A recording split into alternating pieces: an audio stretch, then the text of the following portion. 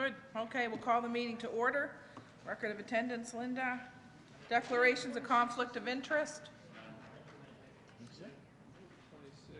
February 26th. And, yeah, what we see via that is not what's going through on the internet. It's just the machine. Approval of agenda, additions or deletions. I just added the Y-Reach immigration settlement. It's on a separate, under 10A. Councillor Mooney, go ahead. And I see that the Dave's all set up for his presentation, do so that. we'll do the presentations before we do Absolutely. the. Okay. Yeah. Good. Everybody okay with that? With Dave doing his presentation first? Okay. Hang on a second, folks. Move we accept the agenda. Thank you. I have a moved and seconded. Any discussion? Question. Question's been called. All those in favor? Aye. Contrary? Motion carried. And we are going to hear from you first, Dave. You All have right, if I can get it open. 10 minutes relatively, and we'll just ask you to speak as closely to the microphone as you can, Okay. because it'll be live. It's been live, yeah, for the live streaming.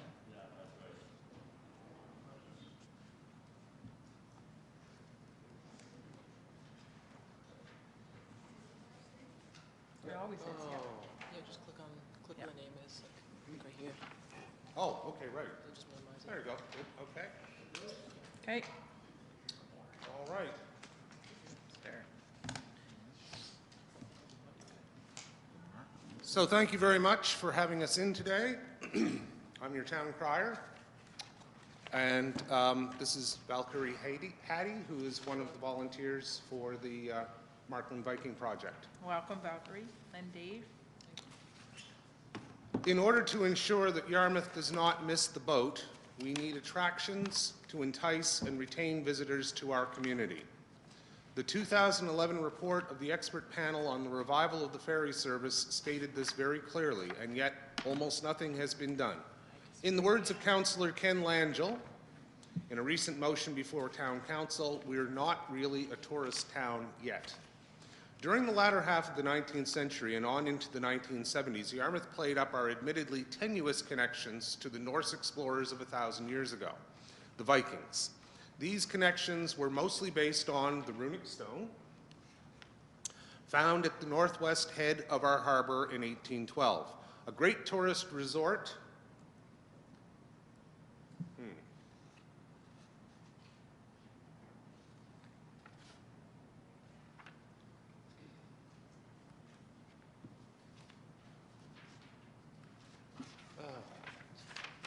Oh, that's it. Okay, good. A great tourist resort, the Markland Hotel, was established near Cape Forshue. We named our high school sports teams the Vikings. In the 1970s, the Yarmouth Town and County Tourist Association promoted Route 304 from Milton to Cape Forshue as Leif Erikson Drive, and tourism was flourishing. Then, in the 1980s, a period of what I will call historical correctness came in. These connections were downplayed, if played at all, and tourism has declined ever since. Did the Norse ever visit Yarmouth? Maybe. Is Windsor the birthplace of hockey? Maybe, although it's announced as a certainty on all the signs outside and within that town. I would also point out that Cooperstown is almost certainly not the historical birthplace of baseball. In spite of this, the entire economy of Cooperstown is based on their assertion that it is. That's good marketing. We could learn a thing or two. Our presumed connections to the Vikings still exist. The runic stone remains one of the best tourist attractions we have. In 2000, Mats Larsson, a Swedish archaeologist from the University of Lund, stated that Pembroke Beach and the Sheboygan River that reaches the sea there was the best geographical match he could find along the eastern seaboard of North America for Leif Erikson's Vinland. And now we have finally come to our senses by naming the new walking trail at Cape Forshue in honor of Leif Erikson. Regardless of anything else, most Yarmouthians are descendants of people who came from the British Isles, where the Vikings raided, traded, and settled for hundreds of years between 800 and 1100 AD. Nearly all of us have some Norse ancestry. The Vikings series on the History Channel has made Vikings a hot topic in popular culture, up there with pirates, ninjas, and vampires. It just makes sense to take advantage of this. I propose that we build a Viking presence in Yarmouth as an exuberant activity and as a tourist attraction. This project would proceed in 4 phases. Phase 1, recruitment. We have 5 male volunteers to reenact as Viking warriors, including myself. We also have 2 female volunteers to reenact as Norse women and 1 who wishes to do both. Female warriors are welcome. The basic kit costs about $1,000, and I'm asking for a subsidy to help our volunteers pay for it. A Viking cap, kirtle and belt, cloak, trousers, helmet. No, they didn't have horns. That's a myth from the 19th century. Vindiger or leg wraps, boots, shield, weapon of choice, and there we have the complete Viking.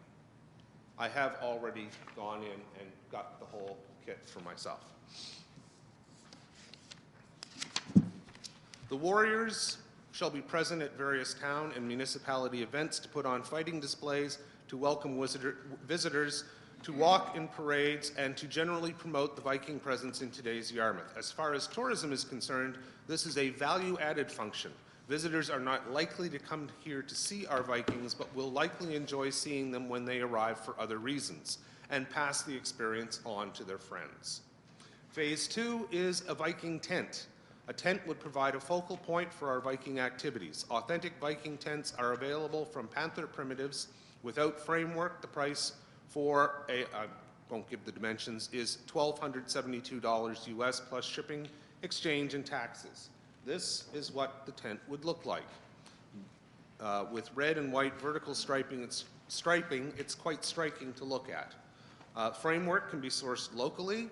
The tops of the uprights should be carved with dragon heads. Patterns are available. I hope to find a volunteer to do so. Here is another Viking tent. Initially, I thought a site above the lighthouse would be the ideal for the tent. After visiting the Leif Erikson Trail again, I see there is a much better location that is encircled by the trail itself. And I would point out that the Friends of the Yarmouth Light are endorsing this project. They're extremely enthusiastic about it. If we can get the permission of the municipality, we could create a Viking encampment as early as this summer. I think it would add a lot to the light as an attraction. The tent will provide a shelter for the reenactors in case of cold or showers, and a space for doing crafts and other things to occupy their downtime. It might also be used as an overnight shelter during the peak of the season. The plan is to have at least some of our reenactors on site during all 9 weekends in July and August. During the weekdays, the canvas would be stored away and only the framework would be on site. It would be staked down to prevent storm damage and vandalism. Other furnishings would be required to make this an authentic Viking site. Chairs, a couple of tables, storage chests, cooking equipment, dishes, and eating utensils will also be required. Some of this is easily available online. Other items can be made locally. These costs are listed in the funding proposal. Several Viking souvenirs can be produced locally and sold at the Visitors Center. Viking caps are easy to make by anyone with a sewing machine and a source of the wool twill fabric. Viking pendants and rings could be produced by those with knowledge in metalworking. Wooden Viking ornaments would also be produced by those with woodworking skills. At this point, the project begins to provide a source of income for those local artisans who have the appropriate skills, and the Friends of the Yarmouth Light will take a commission. Here is another picture of Viking reenactors and young friends in Iceland with their tent. We can source padded weapons to allow youngsters to do mock fighting in Viking style. Then we go to phase 3, which would be a Viking boat. In spite of Yarmouth being an historic seaport, we don't have an historic boat or ship to serve as our floating ambassador. As recent events with the Blue Nose 2 restoration have shown, if not done carefully, a boat can be a sinkhole for public funds. I propose a much more modest vessel. I have received plans from Sweden for a Norse faring based on a boat built in 1950 for a maritime museum in Norway. It is 5.15 meters in length, 1.35 meters wide, built mostly of pine with some oak ribs, and it looks like this. It is double-ended with high stem and stern, has a square sail plus positions for 4 rowers, and its lap strake planked. It immediately looks like a Viking boat, not exactly a longship, but more of a working boat for basic transportation, fishing, and training in seamanship. And while it could just barely be considered a tall ship, it would get the attention of the public because no one else in this part of the world has anything like it, especially with 4 guys dressed as Vikings aboard. In addition, it's small enough to be trailered to events outside Yarmouth. The tent could go along as accommodations for the crew, and to be hauled out for the winter, possibly even into a shed, which would extend its lifespan greatly. During tourist season, it can be sailed or rowed around the harbor with Viking shields hanging from its sides, a red and white striped sail snapping in the breeze. Here are other views of the plans. What little expertise I have on this sort of thing comes from many years of reading Wooden Boat magazine, but my guess is that this boat could be built locally for something in the range of $75,000. Crowdfunding might be one way to reach this amount, and/or a major corporate sponsor. We would also be able to seek the advice of the Shelburne Longboat Society, who are operating 2 18th century replica boats of similar size. At this point, the Markland Vikings would begin to be a tourist attraction of their own, plus a most notable means of promoting Yarmouth as a destination throughout Nova Scotia and possibly beyond. There is an additional phase that I envision to the project, which would be to create a Viking village somewhere around our harbor, but I know I'm going over time, and that's getting quite a long way into the future. I think everyone has received a copy of the proposal, and if they want to review the details of what I envision for that, they're welcome to do so. I would welcome any questions. Questions? Ambitious. Yeah, very ambitious. Yeah, good. Well, somebody's going to make the effort. All right, thank you very much for your time. Thank you, David.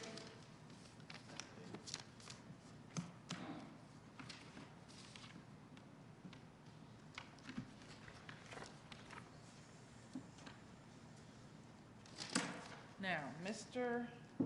McNabb is not here, and you may not. Natalie? Oh, that's not mine. That is...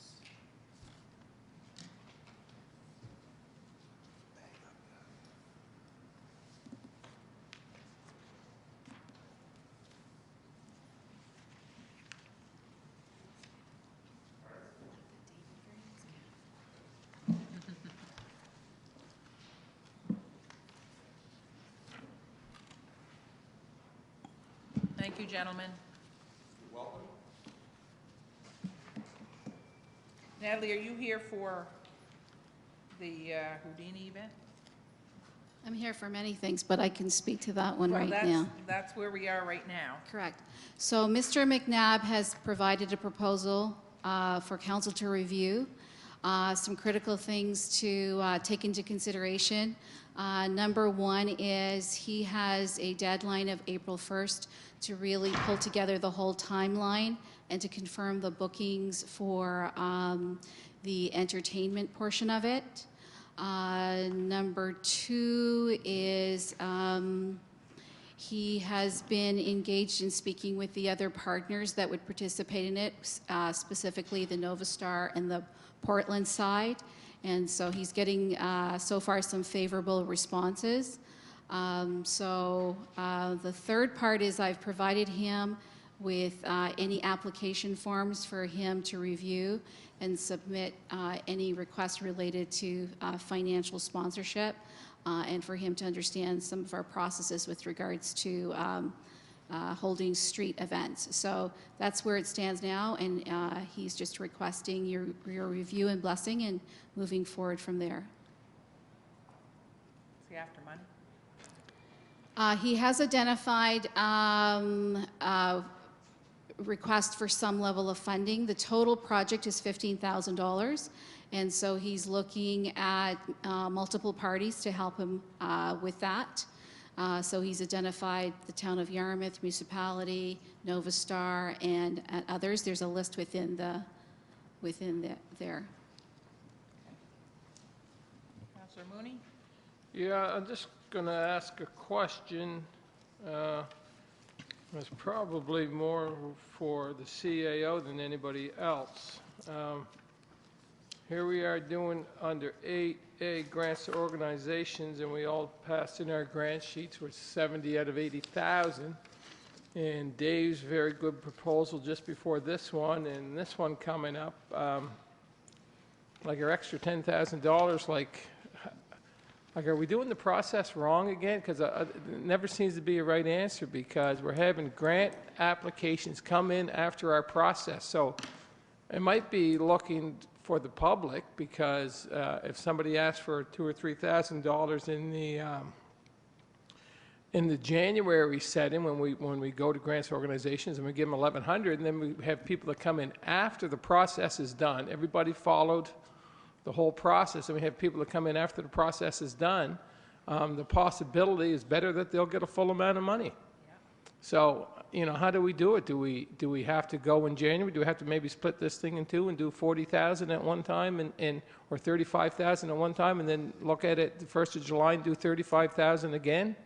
Because it seems like we're getting more and more applications after the process has been done. So I don't know what other councilors think about it, but we set aside $10,000 extra, and if we want to fund either one of these two projects, it looks like we're done for the year. And no Super Bowl parade, maybe. You get in under the wire on that one. Go ahead. Thank you, Your Worship. Bruce McNabb and I go back a fair amount, and he's on the Minister's Advisory Council with me on Heritage, and he broached this back in Pictou back in the fall. And I think I corresponded with Natalie on Yes. it. This was off the burner because of the uncertainty of the Nova Star. So he originally was going to do this, but I think in conversation, Natalie, with him, I think the reason we're getting it now was because he didn't know if the Nova Star was actually going to be sailing for shore, and he didn't want to go into the commitments. That being said, it's a wonderful idea. It's a wonderful event. He did it last year, partially in Pictou, I believe it was. Amherst. In Amherst, and it was very successful.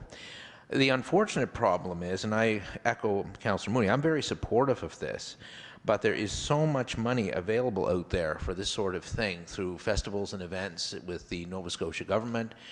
Canada Heritage would sponsor this at the drop of a hat. A lot of money could be generated. Unfortunately, all those grant deadlines are now gone by, and we are here looking at an event in 2015. Personally, I would love to see it happen, but I'm also looking at it from a marketing point of view, and Natalie can speak on this. We're kind of throwing an event together on the burner. Doers and Dreamers is now out. Any event mentioned for a tourism potential is gone. I don't know where are we at with the ASDA guide, Sandy. Is that almost going to press? I would assume it's almost done. So for marketing, it's going to be very difficult.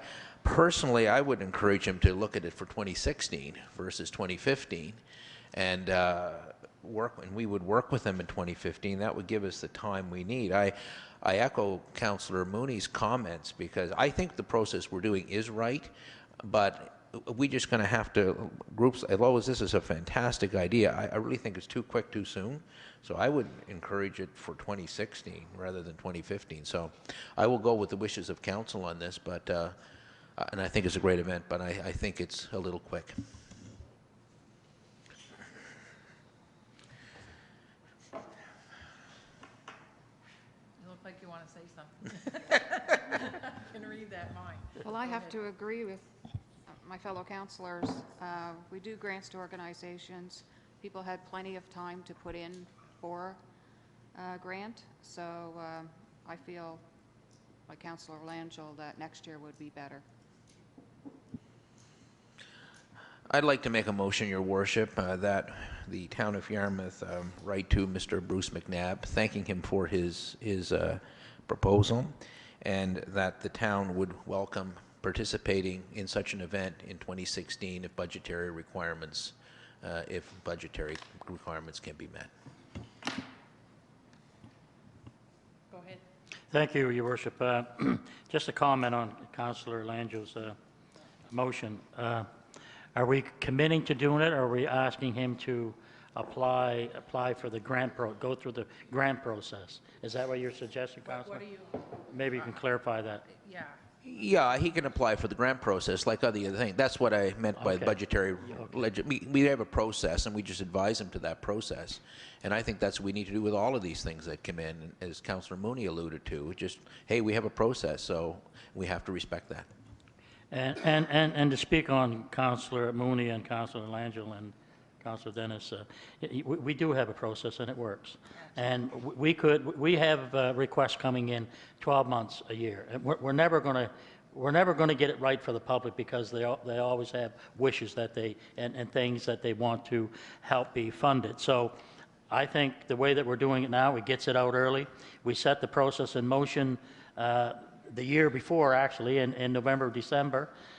Maybe we could put it out a little earlier to remind people and before the January, February date, and just keep putting it out on our website and Facebook and all the other things that we have, communications, and put it out there. But I think we've got it right. Councilor Mooney, you were right. We do have it right, and we've changed it 2 or 3 times. I think this is the best process, and this is the right thing that we're doing it. We're doing it early. We're doing it, and so we can set our budget and go forward with that. And so the people, it gets the money out early for these events. So I think we've got it right, Your Worship. So I'll just end it at that. Thank you. Thank you. Okay, go ahead. What happens if Bruce McNabb finds $12,500 and he needs $2,500 more?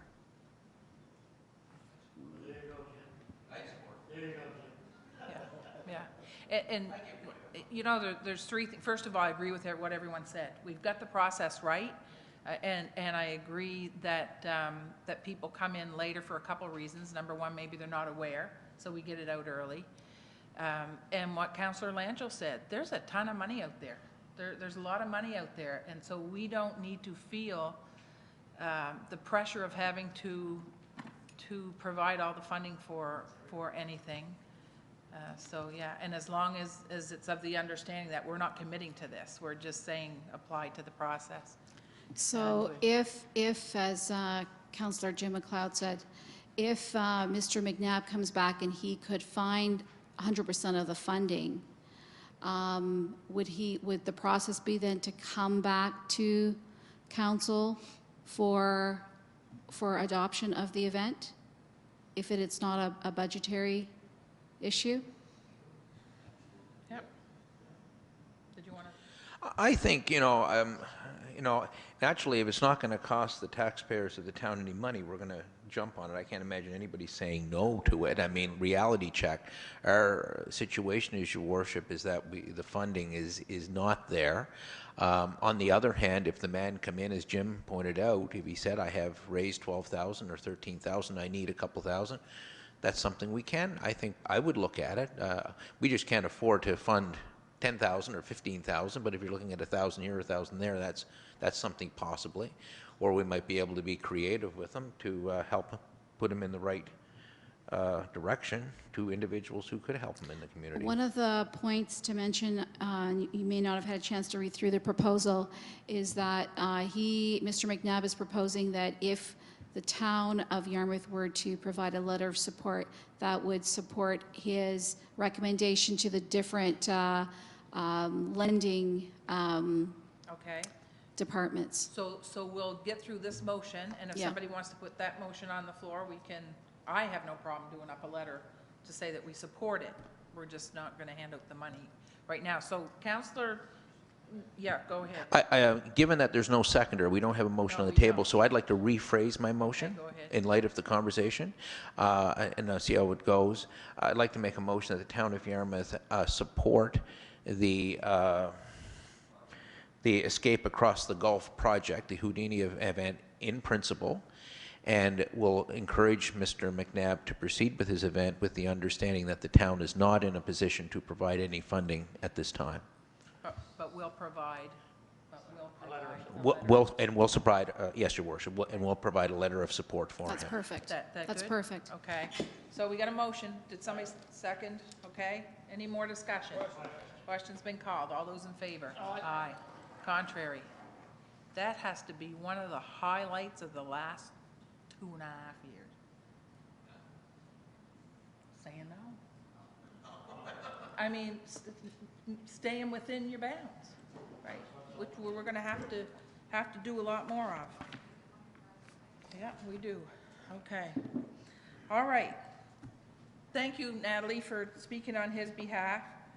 So we're at the top there at number 5, council priorities. CAO, did you want to speak to those, Yes, please? Your Worship. Thank you. Your Worship, I circulated on your desk this afternoon a document that says priority update at the top. Okay, so I'll just quickly run through it just to give you an idea. So over the last year, after we established our priorities and got rolling with the year, I provided sort of anecdotal reports on sort of how we've been doing on those 4 priority areas, the areas of increasing tax base, increasing efficiency, saving money on infrastructure, and being more open and inviting. When I look back at the March 20th, 2014 meeting, Council actually narrowed down what it was that we were going to focus on, what Council wished us to focus on for 14-15. And there were 4 areas: conducting an MPS and land use bylaw review, implementing the downtown blueprint, investment readiness, and revisiting tax agreements. So what I've done in this report, this very short report, is provide you an update on those 4 areas. So the first one, conducting the MPS and land use bylaw review. In 2014-15, we engaged planner Caroline King, who's with us, and we have also carried out a procurement process, and at our last council meeting approved the firm to do the MPS and LUB review. That process will take between 1 and 2 years to complete. With regards to the downtown blueprint, council will recall that we met downstairs in this building after the March 20th meeting, shortly after it, and we talked about the initiatives within the downtown blueprint that council was particularly interested in seeing implemented. 3 elements were selected. They were the facade improvement program, streetscape improvement program, and branding. The facade improvement program, council set the parameters for that. We engaged the business community, had a very positive response. We've assisted in the establishment of a society to manage the program. We have completed the facade manual, and we are now at the implementation stage. Under streetscape improvements, the area for streetscape improvements was defined by council. Concept was developed and presented to council. Detailed design has been completed, and tender documents are ready to be issued. Under the branding element, we engaged a consultant. We had a public meeting to generate ideas. Concepts were developed. Brand identity was chosen, and through several meetings with council, finally the brand manual is complete, and Natalie will report on that at today's meeting. In the area of investment readiness, we hired our economic development officer, Natalie Smith, and she's engaged in investment readiness processes, including mapping our community assets, and very shortly we will have our community profile developed. That is step 1 in the investment readiness process.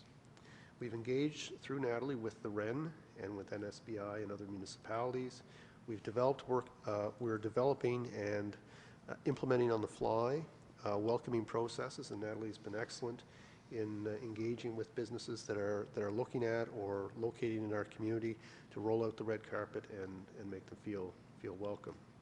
And we have also been doing some marketing initiatives under Natalie's direction.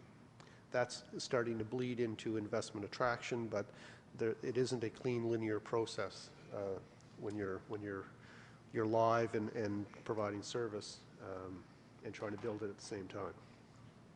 The tax agreements, if you'll recall, that was the intermunicipal tax agreement, and Council on September 11th, 2014 approved the intermunicipal tax agreement, and that I think has certainly had affected the tone of our intermunicipal agreements and the ones that we'll need to be renewing, and we'll talk a little bit about later today. So over the next month, we need to discuss and decide on priority initiatives for 2015-16. The things, obviously, that were approved last year, some of them will continue and be implemented over the next year. But there may be other areas other initiatives that we want to begin the process on in 2015-16. The other thing we talked about at the outset of this, and it hasn't materialized yet, is the development of metrics or indicators on those 4 priority areas. So the initiatives themselves, we can update you on sort of process in terms of how we're doing with those specific initiatives. But what really matters is making headway or forward progress on the priorities themselves. So is our tax base increasing? Are we increasing in our efficiency? Are we saving money in infrastructure? And are we more open and inviting? And so one of the tasks that we're going to take on is trying to come up with indicators of those 4 areas that we can report to you, hopefully as objective as possible. So less anecdotal, more based on statistics and indicators that we can hopefully quantify. Wow. I think that's the missing piece, the measurement. Good job. Excellent job. Staff report, CAO. Your Worship, my report was circulated, and if there are any questions, I'd be happy to entertain them now or later. Councillor McIsaac, and I can barely see that, so Yep. wave. Yep, no problem. Thank you, Your Worship. Yeah.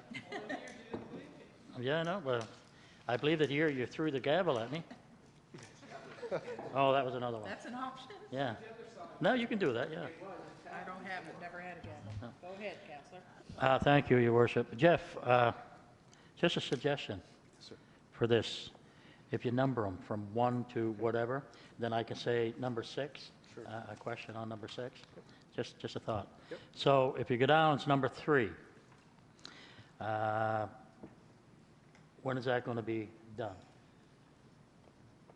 Why don't I be realistic and say after the budget process? Okay. So that we have the, so part of this, I mean, this is a separate motion than one a little further down talks about posting on our website. Yeah. So we have figured out, we've got our website guy has done the work, ready to receive the data. Okay. We just haven't had the time with Okay. our financial staff to And upload that. Yeah, and I took that into consideration Yeah. before I asked the question, and I knew that was going to be the answer. Yep, so if that's Yeah. acceptable, then we'll do Yeah, that once we that's complete great. budget. Number 5, when is that going to be done?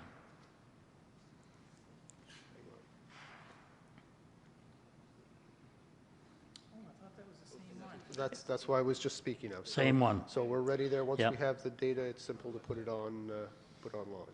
And number 6, okay, we talked about this. Yep. Didn't we already have feedback and input from the truck route, so to speak, the truck route, the truck drivers, the companies, and the whole bit? Didn't we already have that a year or so, or 2 years ago? That was part of a process that we done when we were making a truck route to not allow it come down at certain streets. We've already posted that. We've already done it for Argyle Street, other streets. We've already went through this exercise. I'm just wondering why we're doing it again. I know Councillor Doss had asked the question, but I think the questions already had been there for quite some time. It just needed to be revisited rather than go through the whole process, unless I'm missing something. All I can respond to, Councillor, is the decision of council, which was to direct staff to hold this meeting. And so we have scheduled the meeting for the 12th of March Okay. at 6 o'clock. It'll be here prior Okay. to the council meeting.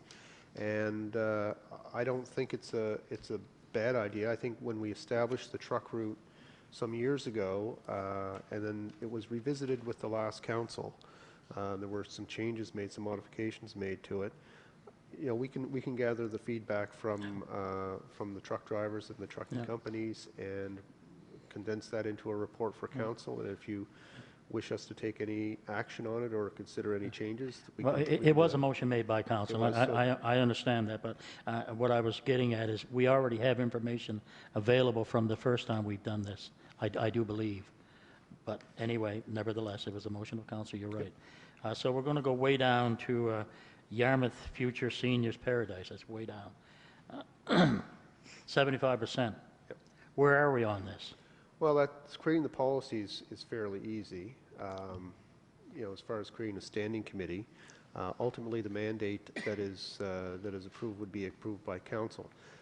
When we talked about last year, and again it was at that March 20th meeting and perhaps the meeting before that, That was one of the items that that council had under its sort of bigger list of things that we might do. Yes. Now, in the area of economic development, that's kind of a marketing direction. Okay. So we can create the policy, council can approve the mandate, and I think it would be an initiative that would come under economic development, because what you're really looking for there is That's what I the think it would be. settlement, population. Yeah, that's what I right, thought it would be economic also. growth. So, Yeah. Does that answer your question, or? Yeah, it does, but you know what? I'm not going to prolong this, so but what I'll do is I'll see you either after the meeting, whatever, and Anytime. and go through this. Sure. Yeah, thank you. Okay. Good. Any more questions for the CAO? Good, thanks, Jeff. Water sewer merger. So, Your Worship, there was I received an email, and you all received it as well, from Councillor Langell with several questions earlier, I guess it was last week, and so we tried to provide written responses, but I had committed to add those items to the agenda in case there was a desire to have more discussion, give direction on. So this one was around the wastewater and stormwater services, and whether or not we would be incorporating that into the water utility. And my response on that was that certainly when we did the wastewater study to basically have it operate as a utility, have it cover its own costs, and we're in the second year of the implementation of that study. This will be the third year of this budget cycle. The question of whether to incorporate it into the water utility or establish it as a separate utility or leave it as a business unit of the town, that was at the time we started this, that was going to be a decision we would make later in the process. And you know, if there's a desire to do that that research now, I did begin to ask some questions, try to educate myself about Halifax Water. I will continue, I guess, to do that. But if there's more urgency to that matter than I had perceived, then just clarification on that, and we can develop a staff report on that. I was just going to ask the chairperson of the water utility what his thoughts are on it. That's all, Your Worship. Thank you, Your Worship. Yeah, the only reason I think, going back to the discussion, is we do have an aging sewage treatment plant. It is getting up there, and the CIO, and I do thank him for sending out that update on where we're at with that. We're looking at doing something in a few years ahead. And the only interest was to figure out a way of how the town can efficiently fund any work that may be done on that facility. To me, whether we merge it or don't merge it, as long as we can set in place a mechanism where the taxpayers aren't going to be burdened, or the town is not going to end up with a tremendous amount of debt, is the issue. That's I think the concern. So I'm not sure what the CAO, and he's far more knowledgeable in these things, and the solicitor and the finance officer feels, but I think the biggest concern is kind of looking down the road 5 years from now, like where are we going to be? And that's why the question was brought up. I don't think it would hurt to research it. In one of the responses the CAO made with regard to the other one on the water rate review, I really think a little session with Gates and Eisner would be a good idea, because I do have a concern with the aging infrastructure in town. Up until now, when council saw my response, we have tended to be maybe a little reactive in our work, in other words, fixing a pipe when it occurs, versus being proactive and saying, okay, where are the weak links and where are the risk factors? Because the last thing we want is something happen where we have a huge bevy of breaks occur in 1 year, and that would cause us some issues. So that was kind of the intent of long-term planning, like where are we going to be in 3, 4, 5 years now? Some of us may not be around the table then, but at least we can put our future councils in good stead. So I'm kind of trying to be a little visionary with both of those, and to make sure that we ease in versus coming in with a huge tax cut at one time, or a tax increment. Go ahead. Yep. No. From a financial perspective, there are a couple of factors. One is the So as I mentioned in the response, we're currently regulated by both federal and provincial with the wastewater, which I think is fairly unique in Nova Scotia. I think in most other provinces, they've streamlined that process. You're dealing with one regulator. In any case, one of the, there's ongoing work between our plant operator and the federal government. And with the CCME guidelines and regulations, I guess, they have an interest in making sure that we will be planning for and implementing to meet those requirements. The operator and I have had a discussion about the financial forecasting for that. Fortunately, because of the quality of the effluent that we put out into the harbor, we have until 2040 to be compliant. And so even though it's a huge price tag associated with it, we have time on our side, but that doesn't mean we can wait. Within the next couple of years, we need to start creating that fund. The other thing that's going to happen that will be informative for council, because at this point we don't know how much of the total cost of the upgrade will be needed to be borne by the town of Yarmouth. Other towns and cities across Canada will have to be compliant in 2020 and 2030, and it's going to be an interesting exercise to watch what happens from the federal and provincial governments, how they deal with those towns and cities. I expect by the time 2040 rolls around, there will be plenty of precedents around what, and maybe even new programs around how the federal government and provincial government will assist with this. So I don't expect we'll have to pick up 100% of the cost, but it is an open question how much we will have to. So those are the two things. One is that we have been working on the timelines around setting up that reserve, and secondly is we need to pay attention to what's going on. And from a political perspective, you know, these guidelines were developed by the provincial and federal government together, you know, to make sure that they're aware that they need to be a partner in the solution. Is it possible, Jeff, down the road, because I mean, we're not going to have to move very quickly, but on the other hand, I'm thinking of the aging infrastructure. Is it possible sometime for Mr. Ernst or a member of his staff to give us an indication where we have aging infrastructure in the town that we should be looking at? I'm thinking in light of a meeting with Gates and Eisner, and simply, I mean, we should know roughly, I mean, surely our staff know exactly what pipe is how old and what possibly is an at-risk area. I know it can be a little sketchy at places, but it'd be an interesting exercise for us, I think, to look at what needs to be done. And then once that is in, then maybe getting a meeting with Gates and Eisner and say, okay, is this something that we could look at for a rate review and start being proactive in some places? I'm just curious if that's a possibility or not. Yeah, we can provide you with the best information we have, and you know, over 100 years of infrastructure development, it is not perfect in terms of knowing exactly the age, but the condition is another matter, and you know, when you do leak detection and that sort of thing, you get an idea of what the condition of the infrastructure is. So we can have that discussion with Jerry Eisner and his people, and make some decisions from there. Good. Fire department. Do we have that in front of us? Planning department. Caroline.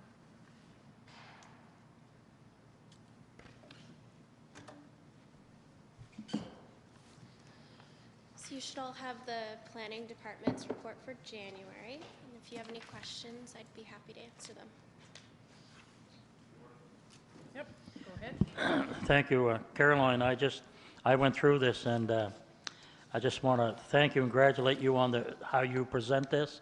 It's very informative, and it shows me exactly what's happening, what's taking place. I thank you for all that, for all the information. It makes it very clear. It's probably a real good report, other than the recreation director's reports he gives out. It's next to that. Thank you. It's a little competition. Oh, my dear. Any questions for Caroline? And then we have 1 Forbes Street minimum housing. Did you want to speak to that?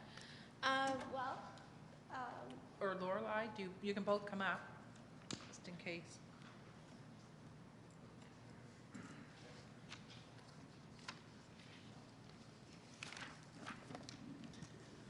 So did everyone have a chance to review the report?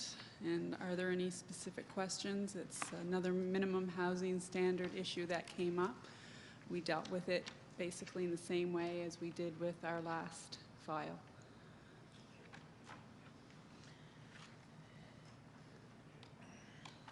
I have a question. Oh, sorry, go ahead. Go ahead, Your Worship. How do we, maybe this isn't the same thing. Community services used to go in and meet with people, and they don't do it that way anymore. How do we identify this? How do I identify these? Since I've been here, it's been on a complaint-driven basis. I've received complaints. I go do an inspection, and it goes on from there. We follow the minimum housing standard, and I present to council as it requires me to before I can write a notice to the owner of the building, so that they have to comply with our minimum housing standard. And I believe Caroline can speak to this, but she's reviewing that now because I think it's a very old document that needs to be updated. Can you, I'm just really a fan of figuring out where this is, where these are, and That's good to hear. Yeah. well, people shouldn't be living in some of the places they're forced to live in. I agree. I think moving forward, we're going to work more with the fire inspector. He does more regular inspections on some of the higher dwelling unit buildings. So he can, when he sees things that just aren't right, he can pass that authority on to us to go in and look at those things. But it is a problem, and I think it's something that is going to require a lot of thinking, but we're moving forward, and I think the report in front of you shows that. We're going to try and make sure that people aren't living in poor living situations. Thank you for this. Go ahead, Councillor. Thank you, Your Worship, and I want to also thank CAO. I read his email regarding the community services not going in. One of the difficulties we have, and I know Councillor Mooney is well aware of a particular residence where a lady has a number of individuals living in it, and we were visited that, and one of the individuals, a male, elects to live in what is almost rugged, and I mean very rugged conditions, and it's a situation where the owner of the property, and I think, Caroline, you probably are aware of which one it is, what does the owner do? I mean, they have a beautiful home, they have people living there, they take good care of themselves, but suddenly you have a tenant, and this happens with a landlord who decides to live in basic squalor. You have landlords in this community who unfortunately don't want to put these people on the street, but it's the lifestyle that these people have elected to live. And it's a real concern. And similarly, we have a situation where community services, and many of these individuals are on community support of some kind, no longer visits these people. So it's a real difficult situation. And I don't know if we as a town could put regulations in place, or could we put some teeth into the system that, I know we can't say much to the provincial government, but even a nice vicious letter to the Minister of Community Services, hey guys, we've got a problem here. You got to bear in mind, and we've seen statistics, folks, that the average income in Yarmouth is one of the lowest in the province. So the reality check is we have a lot of people living in poverty. I mean, we got to face that fact. And with poverty comes substandard housing, and with substandard housing comes health risks, et cetera, et cetera. It's a vicious spiral. So I think the question is maybe to Caroline or CAO, is there things that you feel that we should be doing? So in my review that Laura mentioned of our minimum housing standards bylaw, I was looking at what authority we do have under the Municipal Government Act, and we do have the authority under this bylaw to enforce it with the tenants and the occupiers as well as the landlord if we feel that for whatever reason, the tenant is causing a situation that is out of the landlord's or property owner's ability to rectify, because they're doing it over and over again, and they're creating their own poor living situation, then we can actually go in there and give them a ticket and or issue an order, we do have the same authority that we'd have with the property owner, with a tenant. I know that's not the ideal situation, but it does give us something. Wow. From my own experience and also working part-time where I work, there is mental health issues, which oftentimes is the main factor. It's a mental health concern. Is there anything that we can approach from a mental health side of the coin? In other words, to help these people in a positive way to come to grips with maybe an illness that they may have?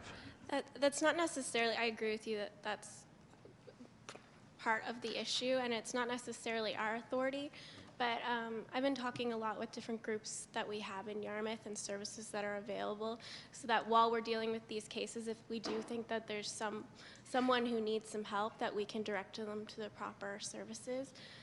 So I've shared that with my staff and our bylaw enforcement officer, a list of contacts who I've spoken to and are aware of some of the work we're doing, and are ready to help. There is, Your Worship, also, I don't know whether, have you seen the community, the Helping Tree? It's that huge... Yes. And I now- gave it to Russell the other day. Yeah, that's it's amazing. I don't know whether you've seen it, Your Worship. It was put out by the former Yarmouth Community Health Board, and it's a wonderful tool, and it does list all the organizations, some of the organizations, and I know it's not our realm to delve into this, but on the other hand, we do have to help people. We have to face the facts. We do have residents. They are voters. They are people who vote for us or against us, whatever. We do represent them. So we represent the top of the stack to the bottom of the stack, and these people are very vulnerable, and that's my biggest concern. There's, especially when you're dealing with elderly, extremely vulnerable. They're scared they're going to be on the street. They're scared they're going to be thrown out, and they oftentimes will not react. And somehow we've got to put some form of help there that can, someplace that we can go, that so that the point that Caroline and Laura Lee can step in, or help, somebody can stop what I consider in some cases abuse by individuals. Sometimes it's family members who do it as well. And as Councillor Mooney and Councillor McIsaac, we sit on another board, and we've had many cases of that as well, where you do have children knowing that their parents are living in squalor and allow it to happen. So the Minister of Community Services is the Minister of Housing as well. And I met with her, it's probably been 6 weeks ago now, and I mentioned this along with a couple other things. Now, she did say to get brownie points with Zach that she would come down.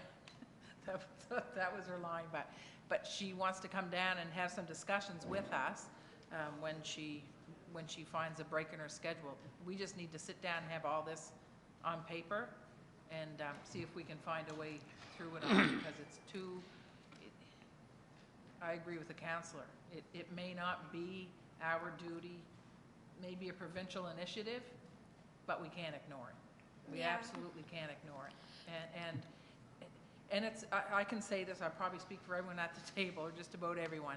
It's hard sitting here and being helpless and not knowing how to go forward. So I'm glad at least you're doing this much, and that we might not have shark teeth, but we got little baby teeth at least to start the process and have that conversation with her. So I'm looking forward to that one.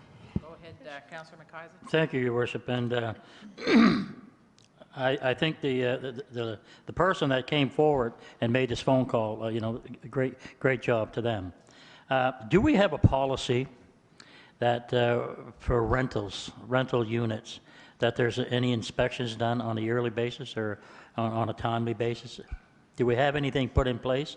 Either yourself or Jeff, can you answer that question? Oh, Jeff Lance,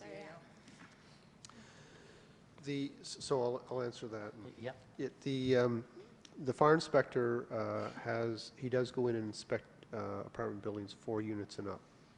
And he has drafted a bylaw amendment and an inspection policy that will come forward. I didn't receive it until early this week, and I didn't feel it fair to drop it on you with short notice, because it's fairly dense. A policy on? So a policy that would effectively cause him immediately to start inspecting on a regular schedule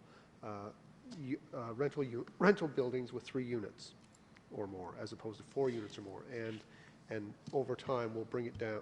His intention, and I agree with it, is that all rental units eventually should be inspected. Yeah, okay, but here's the problem I have with that. I guess if we're going to jump in with both feet, we should jump in with both feet. I think that if there's places like this out there, and there is, and I'll say this also, being an ex-landlord that had units, you know, sometimes you have people that you think are great people, but in the end, they're not so great people. I mean, I've had people that rented my homes, my houses, and I just didn't believe it after they left. It was just unbelievable. And these were people that you would never think would do the things that they done to a house. But nevertheless, I would like to see, if we're going to go do this, we should do it in a way that a rental unit is a rental unit, be it 1, be it 5, be it 10. There's just much danger in renting a single-family dwelling, if you look at the pictures and look what's here, as there are for 2 or 3.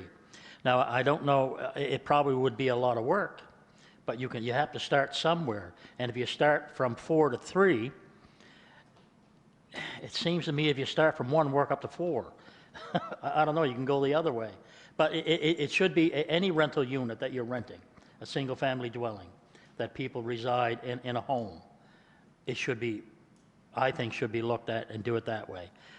Because this particular home here is, I read the information. I don't know if the person really wanted to rent it or not. They approached him to rent it. I don't think it was time to rent it, but he rented it for whatever reasons. Should he have? No. But I'll tell you, folks, there's lots of places out there like this. Single-family dwellings, double-family dwellings. I know a lot of them. We all know a lot of them. And it's not always the landlord, but it's not always the tenant. There's a mixed match of both.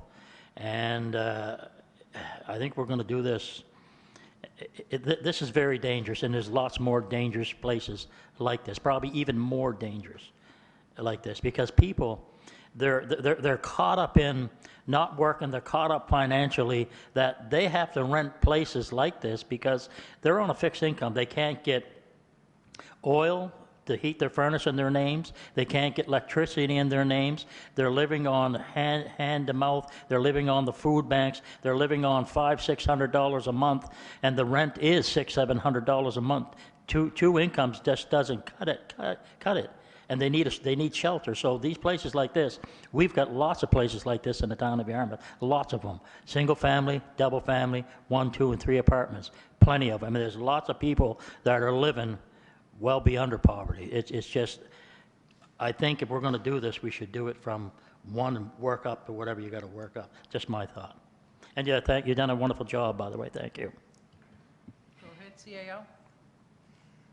Thank you. We don't disagree, Your Worship, in terms of it should be all rental units.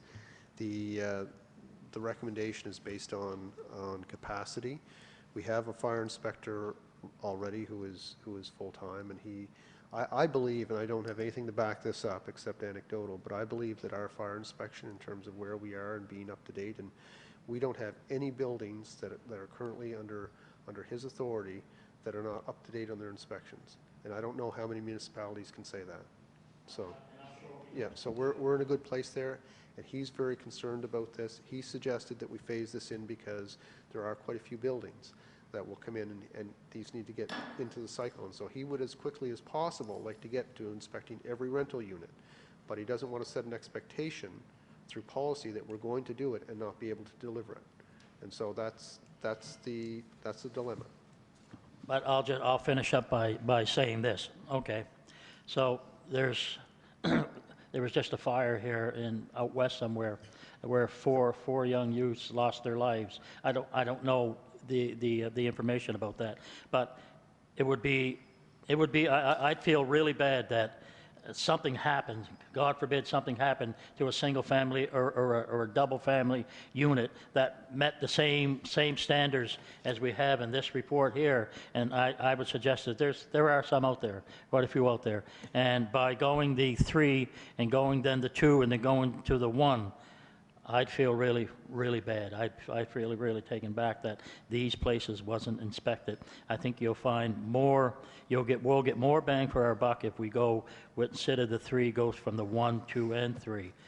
That's my thought on it, because there's lots out there, single-family units that should be looked at, double ones should be looked at and should be looked at before the 3s. Just my thought. No, I'd like to go one more time. Oh, go ahead, yes. Just that that policy will be coming forward, and I think that that perspective is valid and should be considered in that discussion. So, and it's not, and we're not on a different page. So the other thing I'd like to say about this is, there are roles and responsibilities when it relates to these situations that we're talking about. So we have a role for our building inspector through our minimum housing standards bylaw.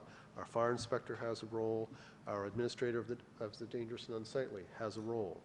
And they've come together and are working together to address these things. And I guess the one thing that we have to keep in mind is that those authorities that are at the municipal level, they have the authority and responsibility. And if we don't act, then there is nobody else to act on this. And so that is what's driving them to try and address these situations. Now, the other side of it is, and it was talked about very accurately, is that there are people in these situations who are vulnerable.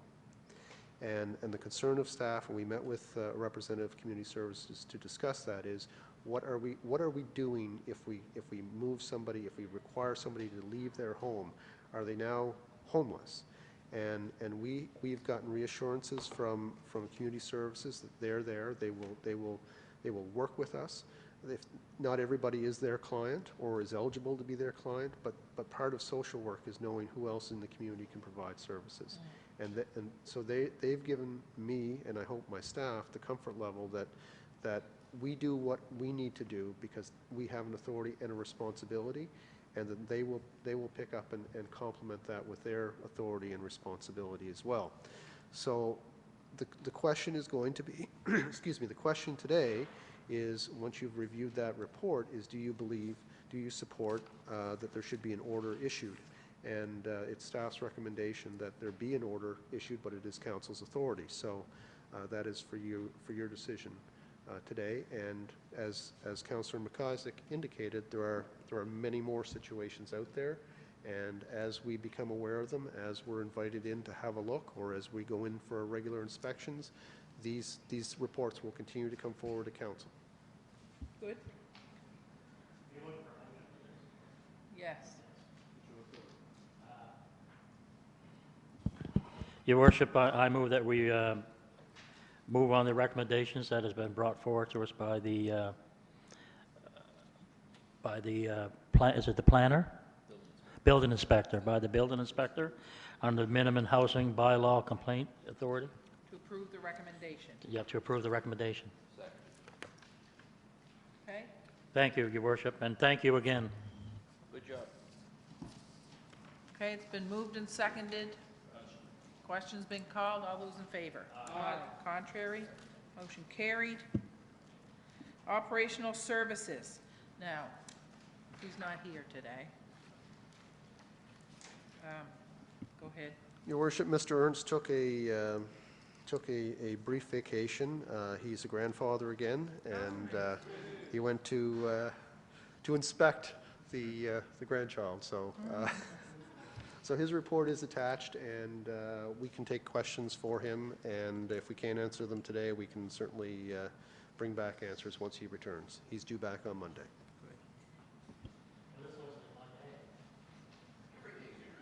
This is my day, jeez, I'm getting ahead of Ken Landry, my heavens, jeez. Just on the, Jeff, I had called you earlier about the water treatment plant, the contract, R.D. Harris contract, about looking at the piping there. concrete, rubberized, whatever. Did you ever contact, I'm sure you did, you contact Dave, the engineer, and mention to him about the concrete and the piping there? Also, the piping that we do have there, could not there be sleeves made locally to fit over what is broke off?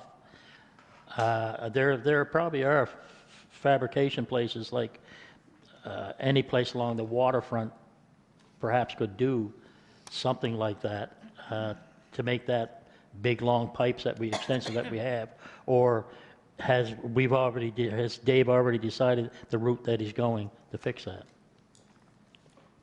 Go ahead. I don't know, I'd have to ask Dave on Monday.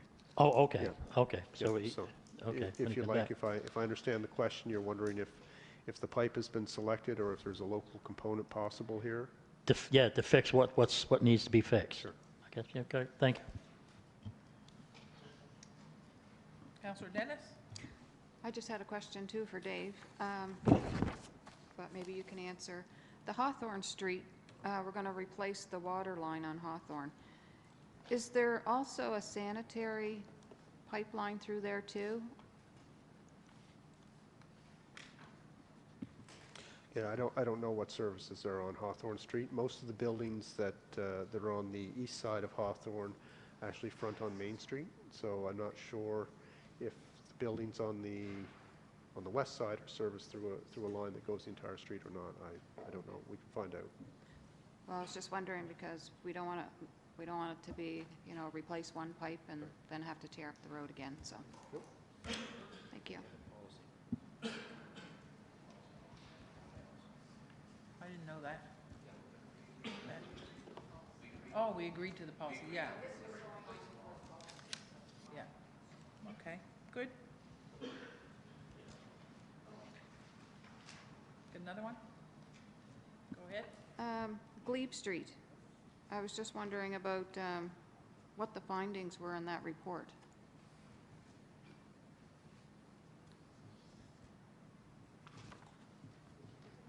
Go ahead. I haven't read the report myself. I have a copy of it on my desk. I know that there have been weight restrictions placed on the building. I know there's been some deterioration, and there's a recommendation within the report that I believe we would add add structural elements within the garage. I can't tell you at this point, as I said, because I haven't reviewed it in detail myself, what the cost would be for that, but we do have a report, and we can quiz Mr. Ernst about that.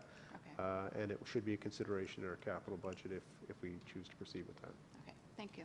Good. All right. Water rate review.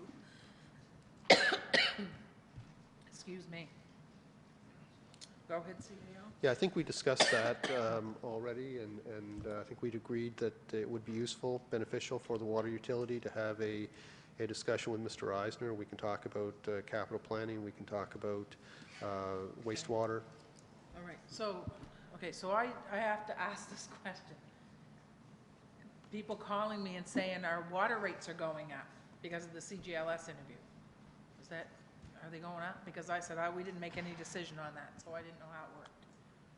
No, to answer that, I did an interview, Gary Nickerson on CGLS, and the question was asked regarding the water rate review because that was an item that council discussed. And I think my comment was that naturally, if we do one water rate review, we're not doing it for the purpose of putting the rates down, that the rates would definitely be going up. And we talked figures, and the figure, Your Worship, was basically you'd be looking at inflationary cost is what we were looking at, would be a reasonable thing that you would be looking at if and when there was a review. But it is a review, it's a public, and we did discuss on air, I don't know whether you heard the interview or not, Your Worship, but we did discuss on air the process, what's involved, et cetera, with the UARB, et cetera, so we have to justify such a review. But no, there was a suggestion that yes, I mean, definitely, it's something you have to look at down the road. The point was, is we did hit our residents, if you recall the previous council, unfortunately, had a brute of a rate increase that we had to do. I think it was, correct me if I'm wrong, Jeff, I think it was around 20%, 25%, you know, and that was a wicked pill for the residents to swallow in this town. People were very upset. When our previous council, but we had to do it because we waited so bloody long to put a rate increase in place, and it's much more palatable. I think a little bit of research I was doing that people have, residents in a municipal government do not really mind paying for their water and their wastewater. That is something that we accept that as part of living in a town. Taxes, they kind of bleed a little bit, but I mean, there are costs involved. And the interview wasn't an information article to simply say that, hey, you know, we're in the business of producing water, and it costs money to produce water, bottom line. But residents could be saving a lot of money with their water by being proactive and not using as much. A drippy toilet, you know, a drip in a sink consumes a lot of product. So yes, our costs are going up with the utility. I mean, there's no question. I mean, CAO can comment. I don't think there's anything that we're using out at that water treatment plant, your worship, that we are paying less for than we did 3 years ago. I think that and it's only rocket science. We're not in the business to make money. We're in the business to provide a service. We're in a business to produce what I love proudly say is the second best water in Nova Scotia, and it's an excellent product, but it costs money to do it. So yes, reality, the water rates are going to go up, but when, we don't know. You know, the CAO did send a memo around that said that we are in the black, which shows we've got good management and we've got an excellent staff. But on the other hand, we're not looking at infrastructure as well, and that was the point of the exchange of emails, Your Worship, between myself, Council, and the CAO.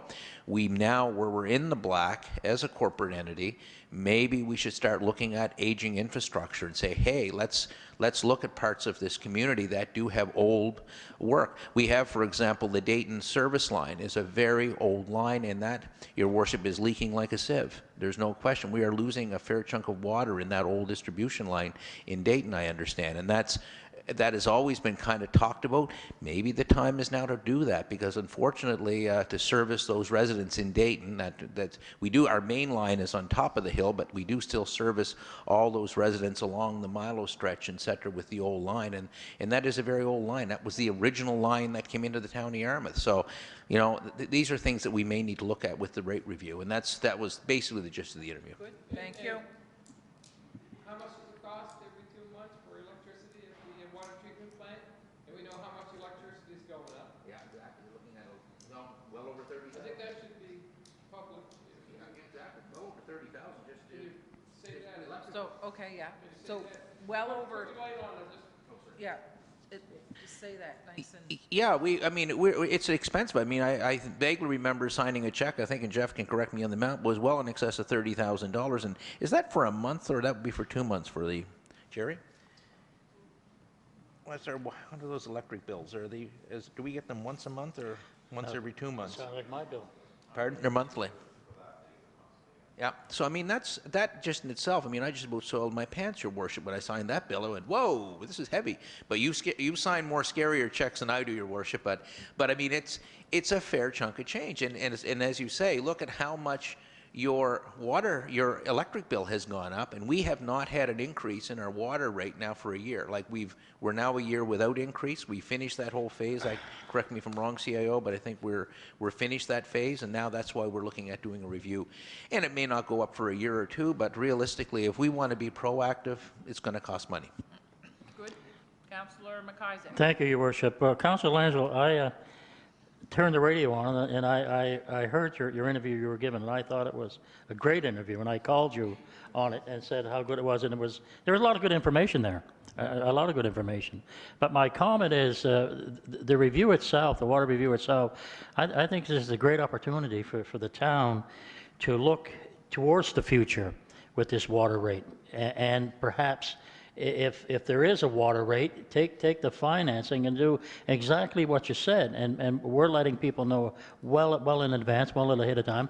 We're not saying we're going to go up. I'm just suggesting that if we do, that money can be used for the infrastructure, that is well over 100 more years old. We ought to be looking at that. Once we find out from the information that we get from our engineer where we should be really looking at and replacing these 100-year-old pipes and whatever, the monies that are brought in from a rate, if we choose to hike the rate, should be used towards infrastructure. And I think that's just good sound business and a good way to do things. It doesn't mean we're going to go crazy with the rate, but every cent you bring in is probably maybe a mile or a quarter of a mile of infrastructure you can put in. So I think it's a great idea to have the review, and I hope we look very favorably of perhaps looking at a rate that would perhaps go up a little bit.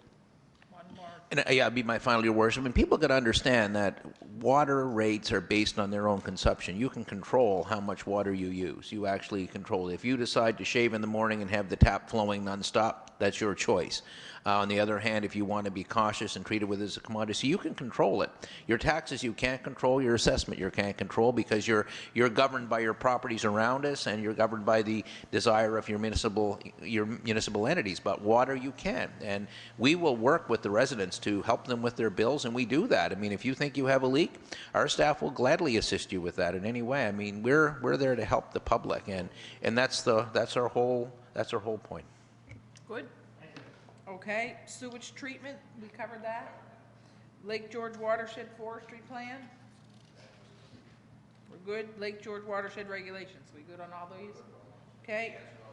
Finance Department report, tell us something good, Jerry. You wanna get on here?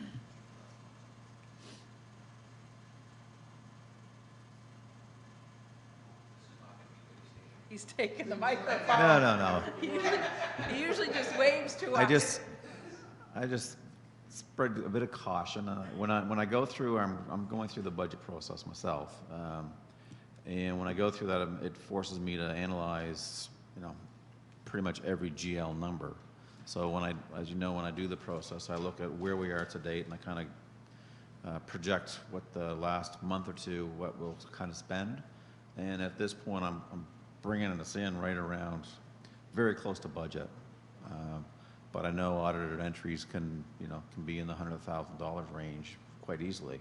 And I'm right now projecting that we'll be within around $75,000 of where we budgeted. But some caution that, those numbers change so fast on a day-to-day basis. But I do see us still tracking right along our total budget line. So I think we're okay, but I guess it's been because we've been cautious all year. It is. Yeah. Go ahead there, Danny. Thank you. Just a quick question on the new system, computer system. Mm-hmm. Is it working in your favor? Different parts are, for sure. There's still some bugs in different areas, and there are some areas that we haven't, that would be new to what we do.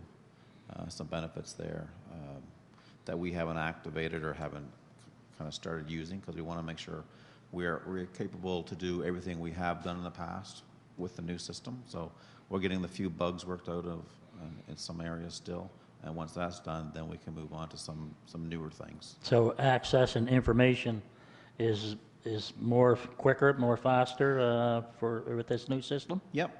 The different directors and managers can actually get on and see their own accounts basically up to the minute. So there's that access, so we don't give them reports on a monthly basis. So it's working, saving a lot of time and a lot of work, a lot of labor? It will. It will. It will, eventually. Working out the bugs takes up a lot of time and a lot of labor. Okay, great. Right. Thank you very much. Yeah. Okay. That's it, Jer? Yeah, I'll wait for the rest of the budget stuff hits Okay. later on the agenda. Thank you. Yarmouth Recreation. Hello, Frank. Lots going on with the Recreation Department, but I won't take much time. I passed out a little flyer there with some plans for March break activities.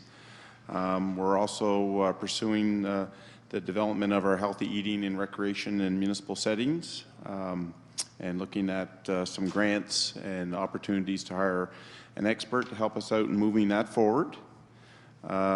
We've been planning our summer program, so we'll be advertising for summer staff very soon. And as always, a busy summer planned ahead. Provincial Volunteer Awards, the town of Yarmouth has selected Cecil Ham Roy. And I think everyone knows Cecil through his work with Christmas Daddies and the Korean Veterans Monument and the Royal Canadian Legion. So we're looking forward to Volunteer Week coming up in April and the reception right here at Town Hall on April the 14th. A few other things. Ladies 40+ Ski Clinic was just held where we had 13 participants come out for lots of skiing at the Hebron Recreation Complex. Planning some coaching clinics coming up around Active Start and Rally Cap. We've got some rugby development happening and trying to get rugby more going in the community. It's already developed as a school activity, but we're looking at trying to build that sport. And also South Shore Connect is a regional website for activities for recreation, sport, and leisure. And we encourage everyone to check out southshoreconnect.ca, and you can break your search down for activity based on the area. So if you search the town of Yarmouth, it'll bring up all kinds of neat stuff happening in the area. Excellent. Who you got with you? All right. You got a new... Oh, sorry. Josh Foote is a Acadia Recreation student doing a 6-week placement with Yarmouth Recreation. In my 17 years as Recreation Director, 10 of those wonderful years now here in Yarmouth. Josh is the first Acadia student that I've had doing a placement with me, so it's good to see. Well, it's about time you did something right. It's good to see that Right, I've got a student and even better, a local guy. So Josh is job shadowing me, and we've got him doing a bunch of activities. And and I don't think he's shy, so hopefully we'll teach him some new things and some old things. I have to tell the story because I mentioned it to Jeff before the meeting started. I kind of got caught in a time warp this morning when we were talking about things and programming, and I kind of said to Josh, I said, one of the things that you can do, you can have all the checklists in the world, but you can never plan for something bad to happen. So once you've got your checklist complete and you've got everything sorted out, always in your mind be planning for the worst thing that could possibly happen. Then you would be prepared. And it was like I was transformed back to the courthouse building, summer of 1990, down in the basement with Mr. Gushu, and I'm there with my notepad writing down the same things that Josh was writing. So I learned that from Jeff my first summer working for him. So far so good. You get that when you're a Maple Leaf fan, too. Right, Jeff? You get that when you're a Maple Leaf fan, too. That's right. What's the worst that could happen? So tie game, soccer, provincials, minute left, and you say to Josh, what do you do? I think you're in good hands, Frank. And he scored? He always does the right thing, we'll say that. Right on. That right, Mr. Foot? Thank you. No, thank you. That trophy was nice. Okay, good. Anybody questions for economic development? Welcome, Natalie.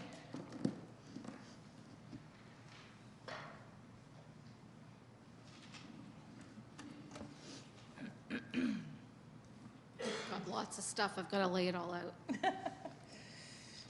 So I've provided you with my staff report for the month of February. If anyone has any questions, there are 3 subjects after that to discuss.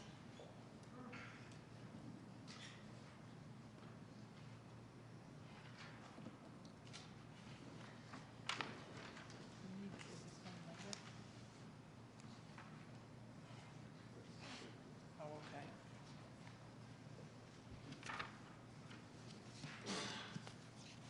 Sorry. Go ahead, Councilor Landry. Yes, Natalie, just a quick question on the new stores that are opening. I understand that a lot of the recruitment of employees or training or whatever. Is there a partnership with the community college in that? Are you aware of that? Yes, yes, there is.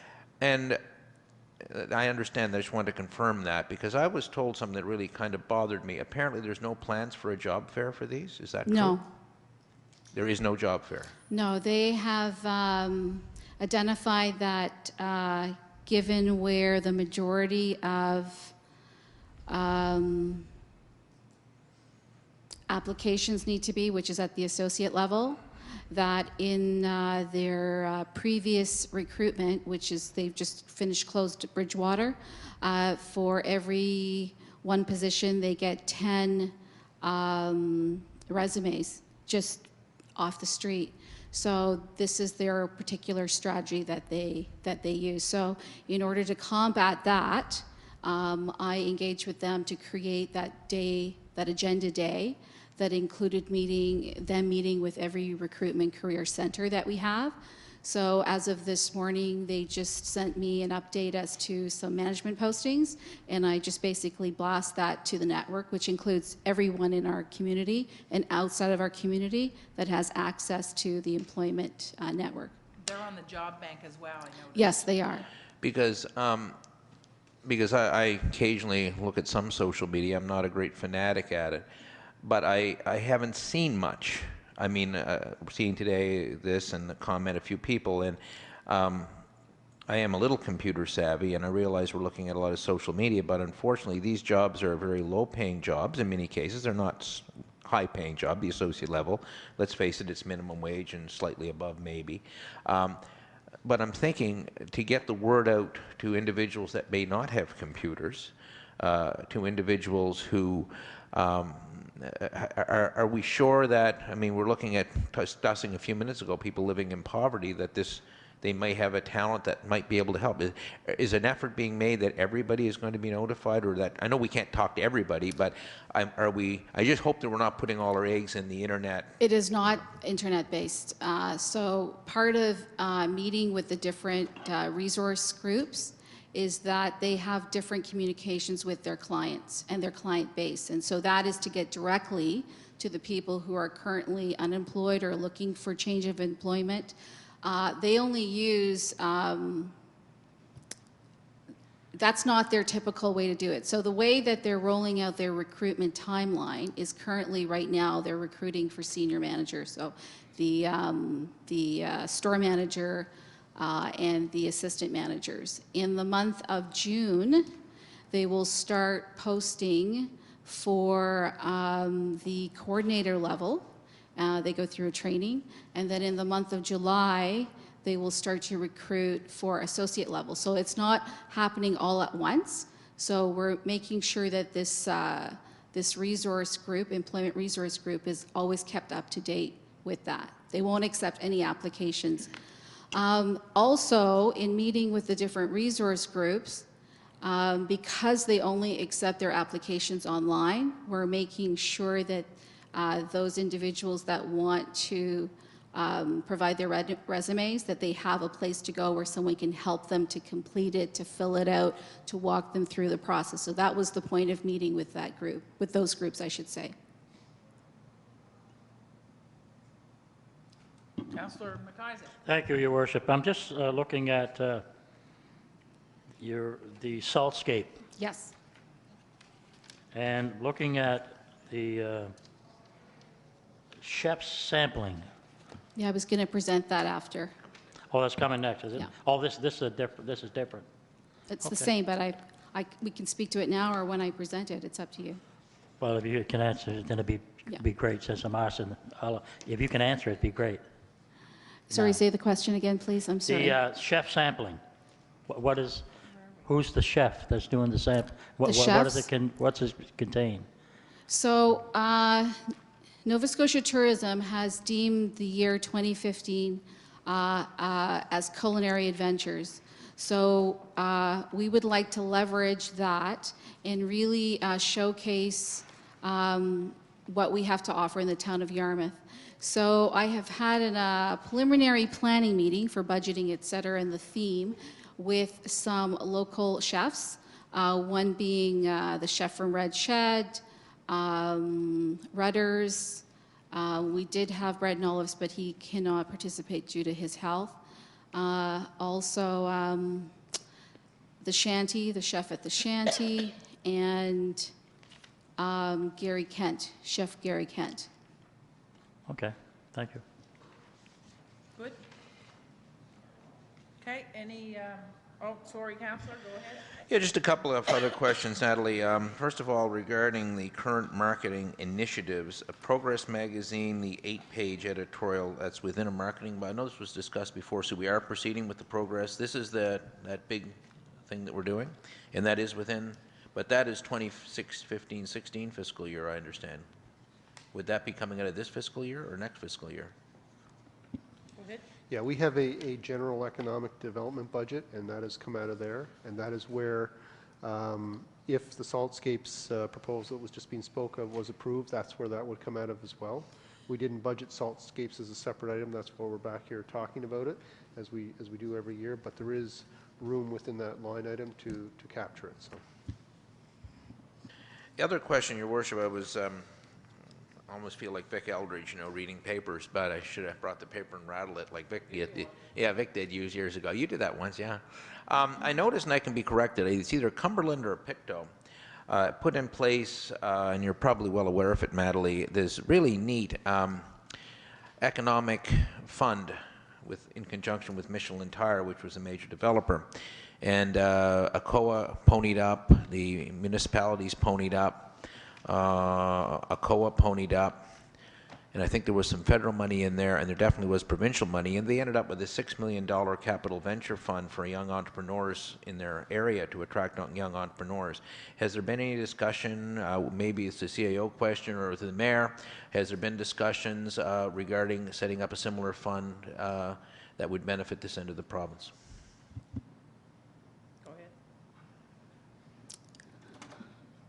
We haven't really engaged in the details of that, but certainly one of the strategies moving forward is to establish some form of startup or incubation, and that specifically is for entrepreneurs in the IT.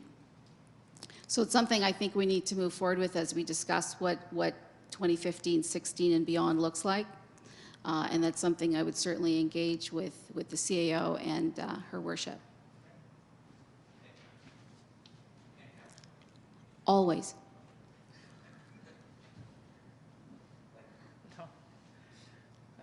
Okay. Good. Request for decision, Saltscapes Expo budget. So in the package that you've received for request for a decision for Saltscapes, last year I know that council also had a booth there. So working or leveraging off the sort of the model that was done last year, what I'm proposing here is a double booth. What is different, the event is for April the 24th, 25th, and 26th. I've put together an ad hoc committee that includes Councillor Sandy, because she certainly has expertise in doing lots of trade shows and events. What is different from last year? Last year, the booth was in the Southwest Destination location, I believe. One of the lessons learned, I think, from last year was that you had to walk a certain distance to the Nova Star. So I was able to speak to the organizers, and should we move forward with a budget approval, we are beside the Nova Star booth. So that will allow us to do some cross-marketing of the town with Nova Star. Yasta is also in that booth as a guest, but they're not doing a full rollout. So we would be in the culture, music, and travel section. The Saltscape show really provides us with an excellent opportunity to launch the new marketing brand mark for the town. It certainly, as some of you that have participated in being at the expo, brings in a very large audience. Although it is primarily a tourism destination expo show, there are lots of people there that are small business and medium business providers, And so that gives us an opportunity to continue to market the town as not only a destination to visit, but also to hopefully stay and raise a family and do business. So in the budget, I've identified on one line item the show expenses. So those are all total expenses, including HST with regards to booth fees, travel, lodging, food, and food sampling.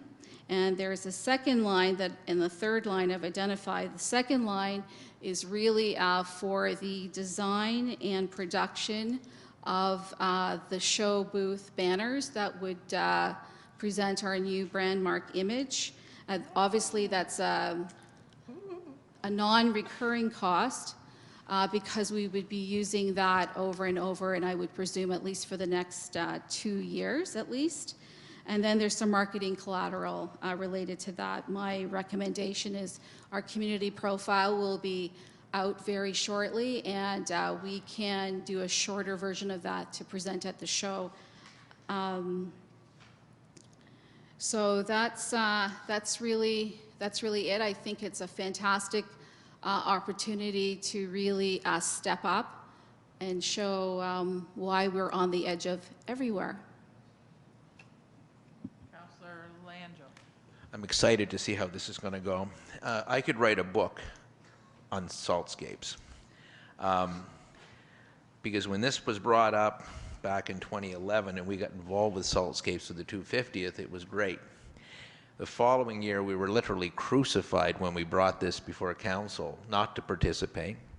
We then partnered with YASDA, and YASDA ended up funding it, and I can be corrected on this, events their CAO. YASDA ended up partially, and we ended up putting money through YASDA, and there was a partnership with YASDA and the other units, and it was very good. Then we evolved to us having our own single booth, even though I argued that we needed 2 booths, so I'm really refreshed, Natalie, that I've been vindicated on that battle. And then I'm learning tonight that YASDA is not participating at all. They're going to pony up with Novastar, which really shocks me. Like, I'm thinking, what on earth? Here Yarmouth and Acadian Shores is our brand, and they're not even having a booth presence at the largest tourism show in Nova Scotia for us as a destination. Yet I'm looking at the YASDA budget. They're going to Boston, they're going to Toronto, they're going all over heckin' creation to promote this community. And yet at the largest tourism show in Atlantic Canada, they're not there. They're partnering with Novastar.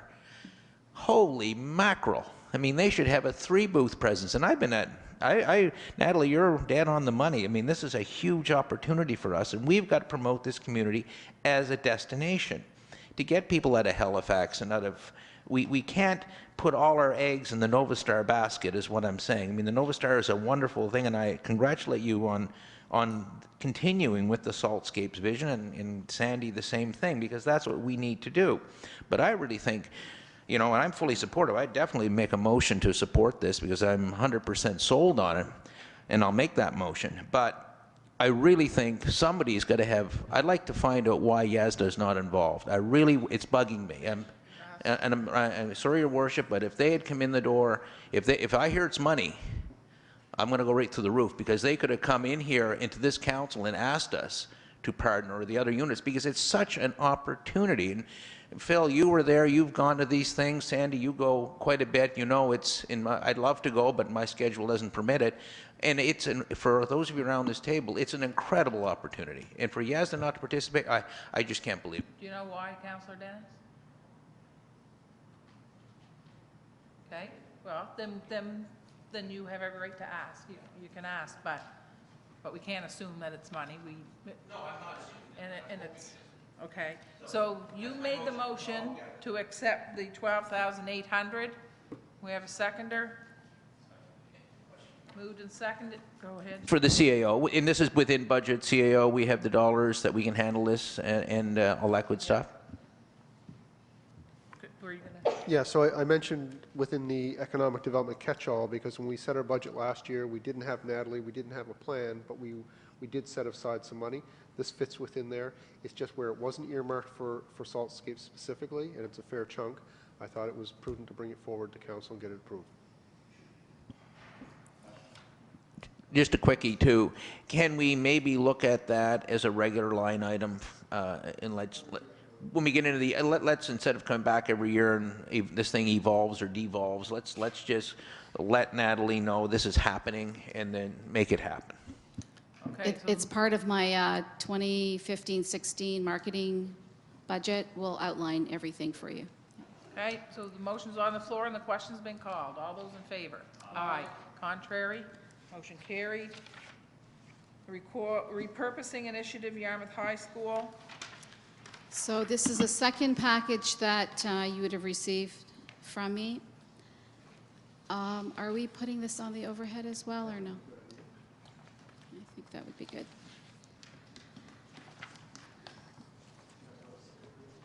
Oh, I don't have it.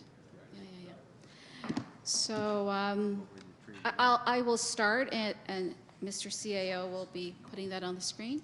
Mr. CAO. Okay, that works. So I'm presenting to you based on the request to staff in the December meeting. After much investigation, so I've spent a lot of time speaking to other municipalities and groups that have taken part in repurposing or change of use initiatives in the province, as well as also did some research and had other phone calls with people that have done repurposing initiatives in the U.S. So with that, I'm presenting to you a recommendation for process definition. Process. Right here. Know it well. Thank you very much, Mr. CAO. So just a quick facts. You all know this, but specifically identified, and you will look to. Oh, how does this work? It's a very odd little thing there. Just wanted to outline that the original deed for the lot is about 5.9 acres or 274,000 something square feet. So what I've outlined there is actually what we have to work with. So it is really just the footprint of the building and the associated parking lot directly beside it. It is zoned institutional I-1, and what I've also identified for you, just for interest, is what that current bylaw entails with regards to use.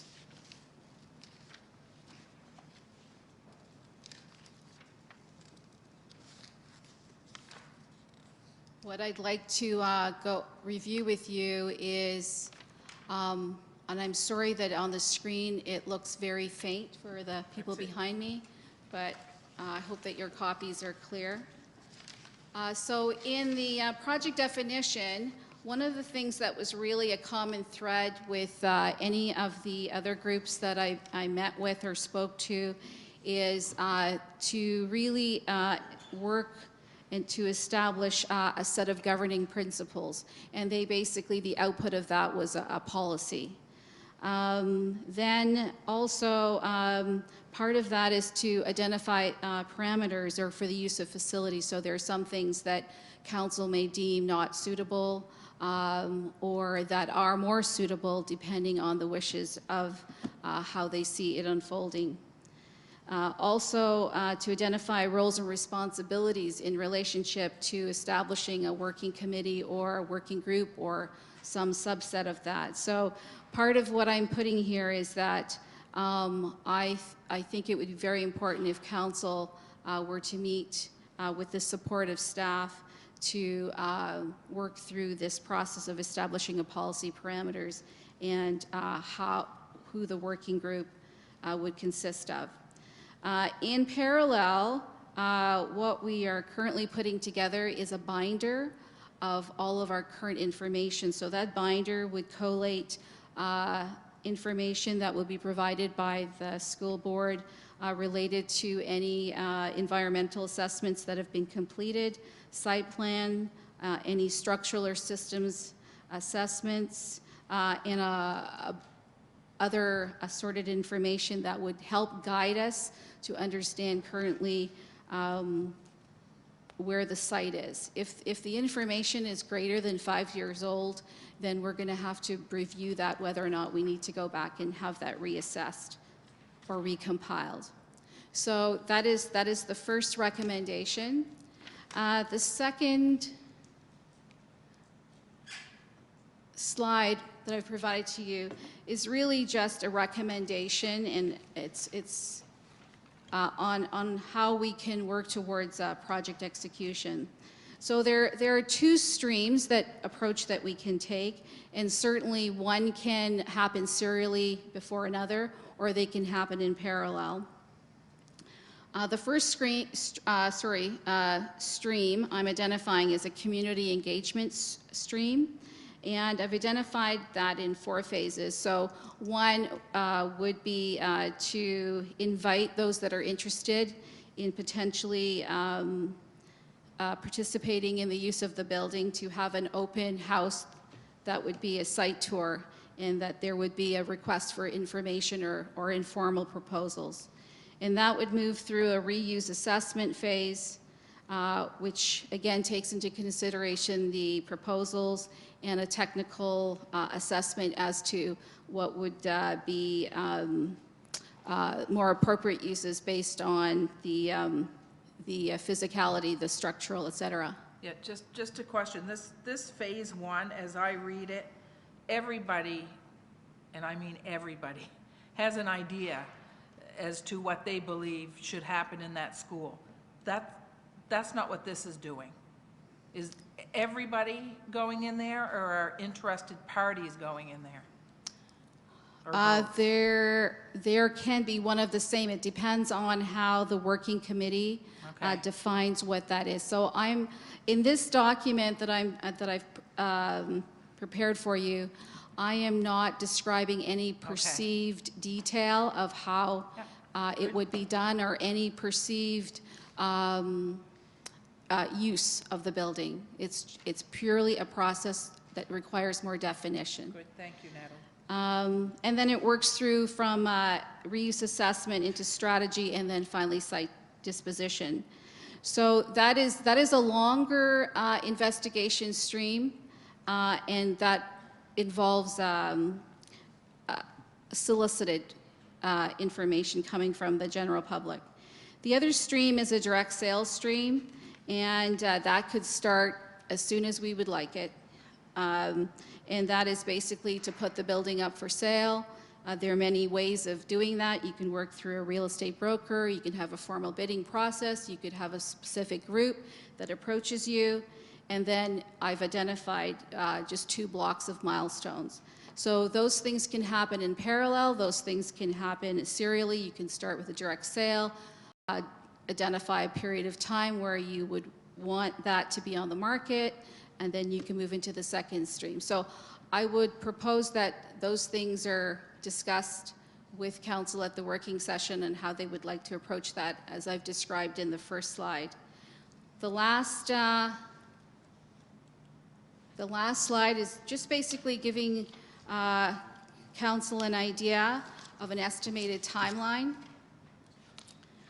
My hope would be that we could work through the project definition stage within 1 to 2 months with council, and then given that we've identified the parameters and those that would best meet the requirements of a working committee, that process of creating a strategy and an action plan would be 4 to 6 months, and the disposition, again, at best case, could be within 6 months to 1 year. So this is a recommendation that I'm putting forward to council today. Thank you, Natalie. Councilor Landry? Thank you, Your Worship. A couple of questions, Natalie, on this to make sure that I understand what we're looking at. So the parameters you were looking at with regard to, in the beginning, as council would sit down, and my colleague raised a very good point. I mean, everybody but their dog, of course, will have ideas of what they're going to use the building for. But I am assuming before the working committee phase 1, That naturally would happen after the working committee is established, I'm assuming, correct? That's when that Phase 1 site tour would occur? Is that the intent? I'm assuming that. Because you So- can't, the work, you have in page 2, page 1 you have the policy, which we're going to do, establish parameters, and that to me is the important thing, and because part of that parameter, I understand we will decide what is suitable for that neighborhood and for that building, is that's part of that parameter discussion. Correct. And that's the working group of this council. Right. Then we're going to select the working committee, which will be a group that will kind of steer this thing. And I'm assuming that after the working committee is in place, which would be hypothetically 2 months down the road if all goes well, they would then start working on a site tour and get the stakeholders who are interested to go into the building. Correct. Okay, so that being said, we would have put in place by then certain things that we see as suitable for the building, and also discouraging things that we don't see as suitable for the building. Because I think most of us around this table do not want another cotton mill on our hands. In other words, where we're going to have all kinds of art galleries, and I don't think we need to give a false illusion that this community is in a financial position to shell out, as it's costing us now, $150,000 a year for another building that for usage, when we have some very good structures happening now. So I'm hoping that when we do that working, we would have eliminated, so therefore you wouldn't have everybody but their dog going through the building, only those people who realistically could see it, maybe a housing complex, it may be a retail, whatever. So I'm on the same page. That is absolutely the right way to do it. So part of that, of the parameters would be sustainability maybe. And that just takes away from us saying, or from the expectation that we are going to just say, here, have at it, right? Right, so in the parameters, it can describe the financial model. It can describe a risk assessment model. Certainly, we have the zoning and bylaws consideration to also review. One of the things that, as a lessons learned from other communities that have done it well, is that one, they established some guidelines that were clear, that were considerate of the town and the town's vision and the town's planning.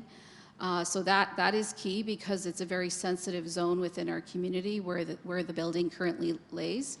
And the other thing is that they were realistic in the expectations. So in some cases, they did take the two-step approach. So yes, absolutely, within the council working group, we've got to define that. Good, thank you. Councilor McIsaac? Thank you, Your Worship. So I guess that's a very good report. Thank you, Natalie.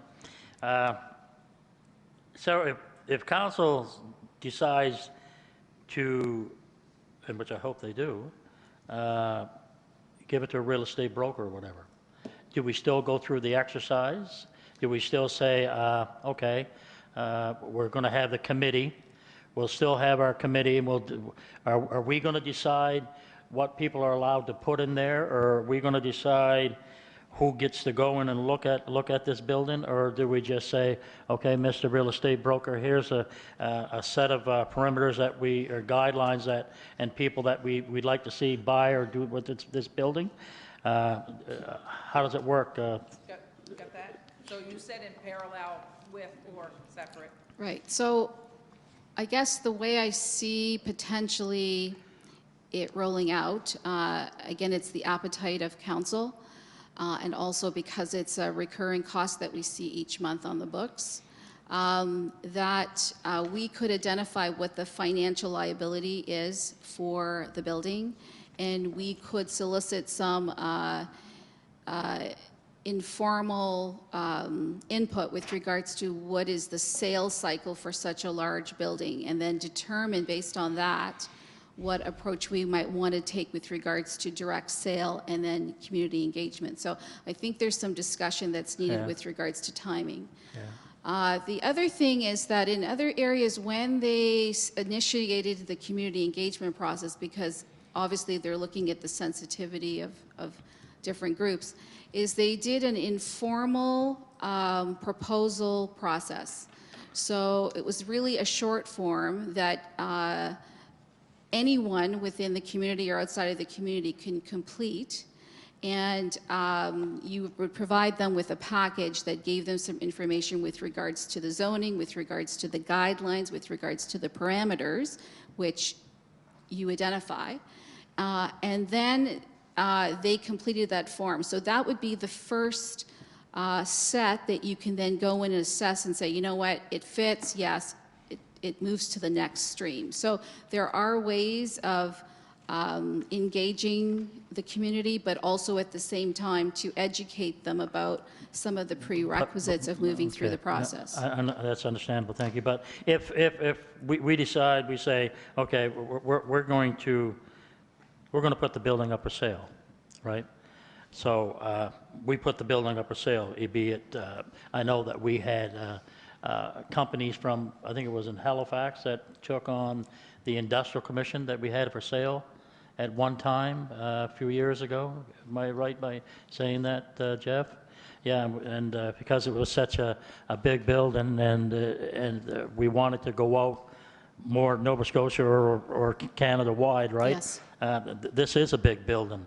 I wouldn't want the public to be on the false pretense that nonprofit organizations or what have you would fit into these places unless they're going to, if we decide to sell this building, because I know, looking at the cost to run and operate this building, we have to be realistic here. Absolutely. And it's on probably anywhere from 150 even going up, and you know, it's an older building, it's in really excellent shape, it's in real good shape, but on the taxpayer's dime, it's a heavy burden.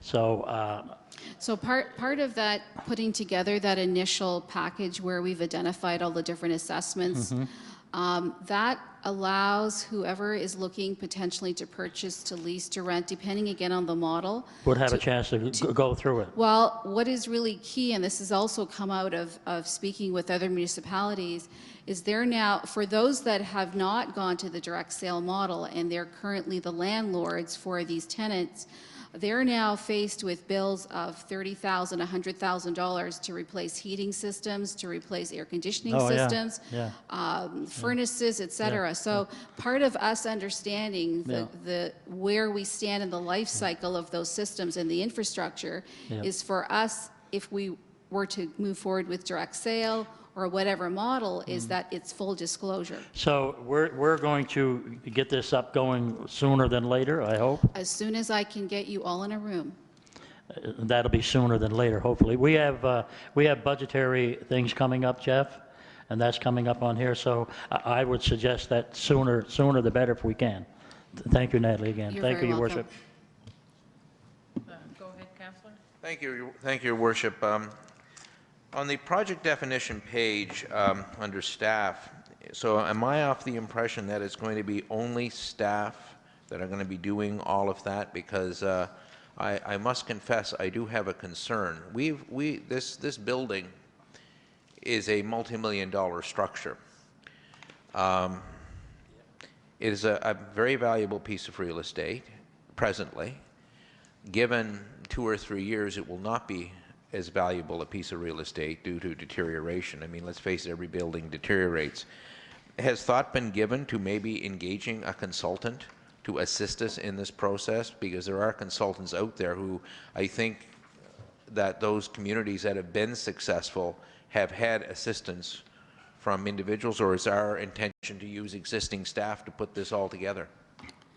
The project definition stage is really, we see that as a staff function. Moving forward with the recommendation coming out of that as we describe what a working committee or an independent group or an individual, that has to be decided coming out of the council process.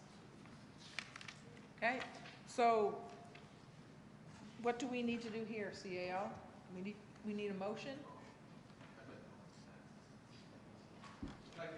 Your Worship, that we accept the process as recommended by the Economic Development Officer with regard to the future direction of Yarmouth Consolidated Memorial High School. Second. Moved and seconded, discussion? Questions been called, all those in favor? Aye. Contrary? Motion carried, and Linda, you'll get us a meeting as soon as... So I'm going to change chairs because maybe you're bored of me sitting in this one for the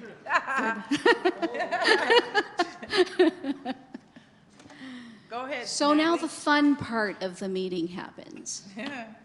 Not to take away from Houdini or the Vikings. So I am so happy that we are here today to present the final brand mark guidelines for the town of Yarmouth. I think this has been a long time coming, and I'm hoping that you're as excited about what you are seeing as I feel confident that this allows us to put the town in the best light possible for where we are in our growth. So I've also, because I know color is very important, I've attached some little samples for everyone to see. Take it with you. But I guess what's key in here is from the last time that we met, or that we met with John DeWolf from 4Media, is that you'll notice a subtle adaptation in the logo, in the launch, the boat launch. It's been, the bottom has curved in a little bit more, so it almost looks like a Y, where previously it looked like a J. So just for you to see that subtle difference. And in the package, and I apologize, our printers aren't showing it exactly the color as you see in your swatches. Again, that's the challenge sometimes with looking at things off the screen versus a printed matter. So that's why I wanted you to see these colors, which are the Pantone match, as close as possible. So part of now creating the guidelines is we now have to create a policy for use, a policy that for authorization, because certainly in putting together this brand, we want to ensure that those that may use it outside of the town, that they use it responsibly, and that we are also supportive of whatever association that might be. The other thing is, obviously, we have a seal, the town seal, which is our official seal. So part of that policy will describe when we use the seal, which is typically for legal and official documents, and when we use the marketing brand and how we use the marketing brand. So that's going to be forthcoming. Good to know this has already gone out to our McSweeney Associates. They're creating our company profile. So I should be seeing that soon so that I can review that in draft. So today I am just really asking for your blessing on the document that you see in front of you. So a motion to move forward, or to accept this? Accept the report as outlined? So moved. Discussion? Question. Got a question? The motion is to accept the report and to move forward. Good? With it, so, okay. Oh, but it went through council. It went through, yeah. Okay. Question's been called. All those in favor? Aye. Aye. Contrary? Motion carried. Is that all you have for us? I could do more, but Jeff said I was only limited to 15 minutes. Okay. Good job, Natalie. Thank you. Keep it up. Thanks very much. 50 minutes. We got 1 hour to get through the rest of this. So we're going to have to cut out the Mariner Center report. Come on up, Gil. Come on up.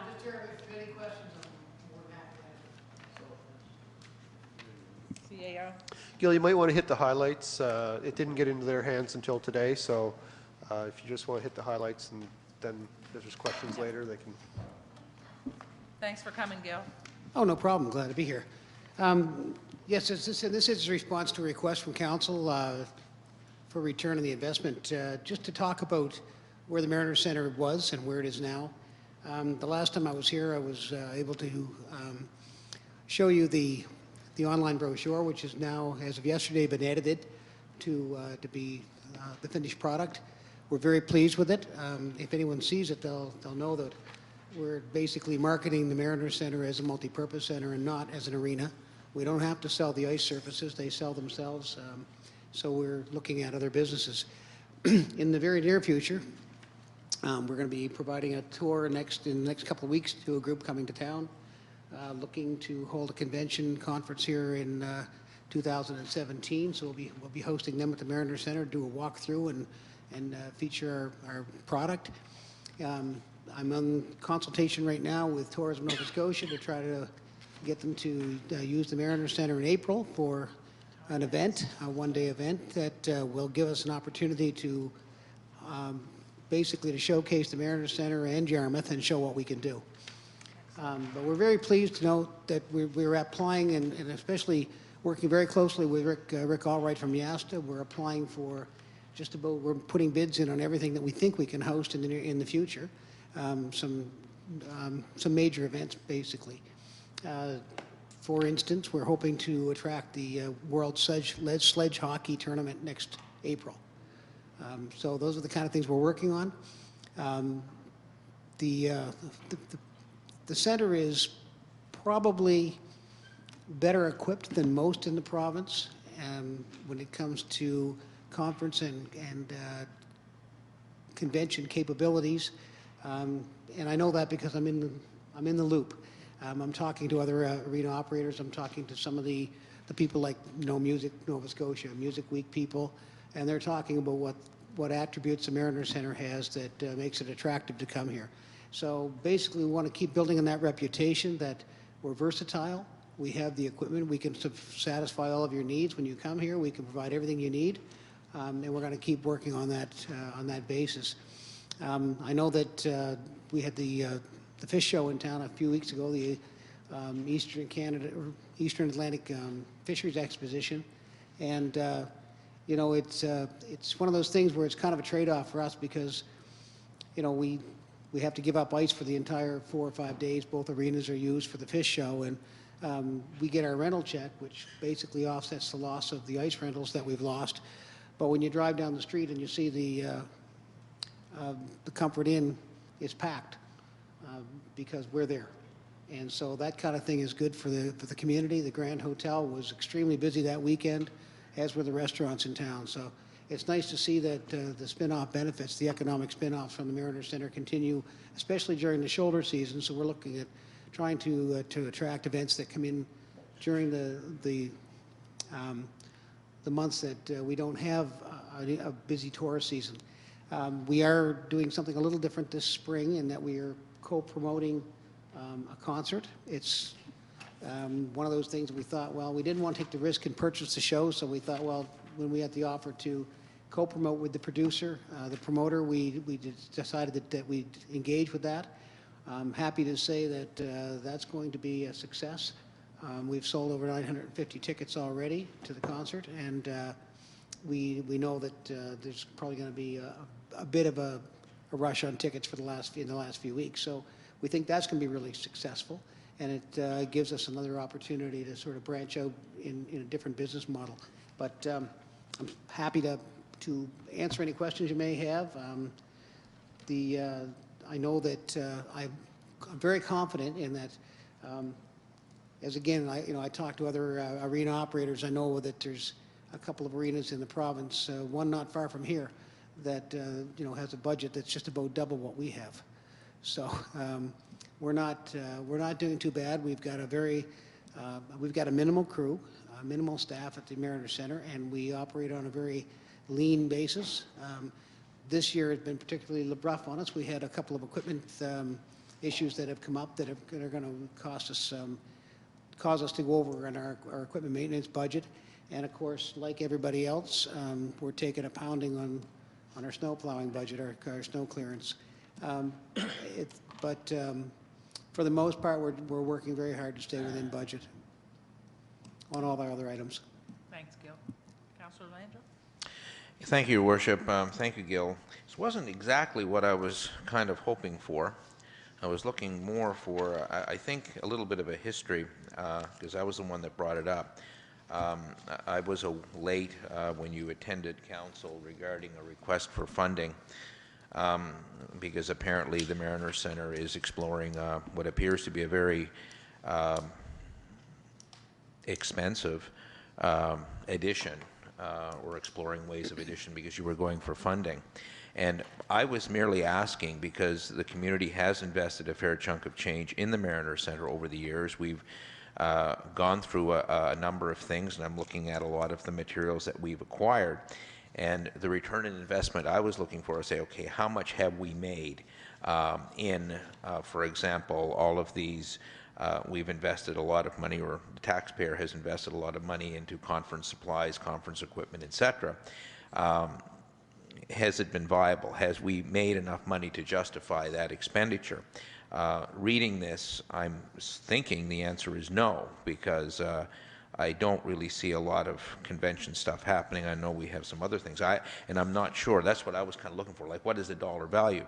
I personally, and I think it's well known, am not a great supporter of a pool up there, because I see our current YMCA in downtown. We've got to keep our downtown going. So I'm just having a problem grasping putting more money into an expansion if we are losing money or we're not getting the kind of return on investment. And that's what I was looking at, that we are putting into it. You know what I mean? I know there's a lot of community benefits and a lot of efforts. And I'm glad you mentioned the 2017 one. Councillor Mooney and I have been working hard on that project for the last 2 years, and we know that we'll get a good return for that. But that's what I was seeking was, okay, we've put $1 million hypothetically in the building. Have we got $1 million back? In other words, has that money come back? Are we making the dollars we should be making, or is it not happening? I don't know if you can answer that or not. I guess the only way I can answer it is to say that I don't know if we can separate out the advantage, the economic advantage to the town of Yarmouth and to the surrounding area by saying, did we rent our facility and recoup enough rent to pay for every piece of material that we purchased? Likely not. But as I said, when we do hold a conference in town, even though we don't make buckets and buckets of money off the rental, if you attract 200 or 300 people to the town of Yarmouth, then it's good for the community. And so, I don't know if you can. I don't know if I can tell you that we, for dollar, that we paid for every asset that we purchased. Likely not. But I think probably we brought tenfold into the community by being there and being able to host these things.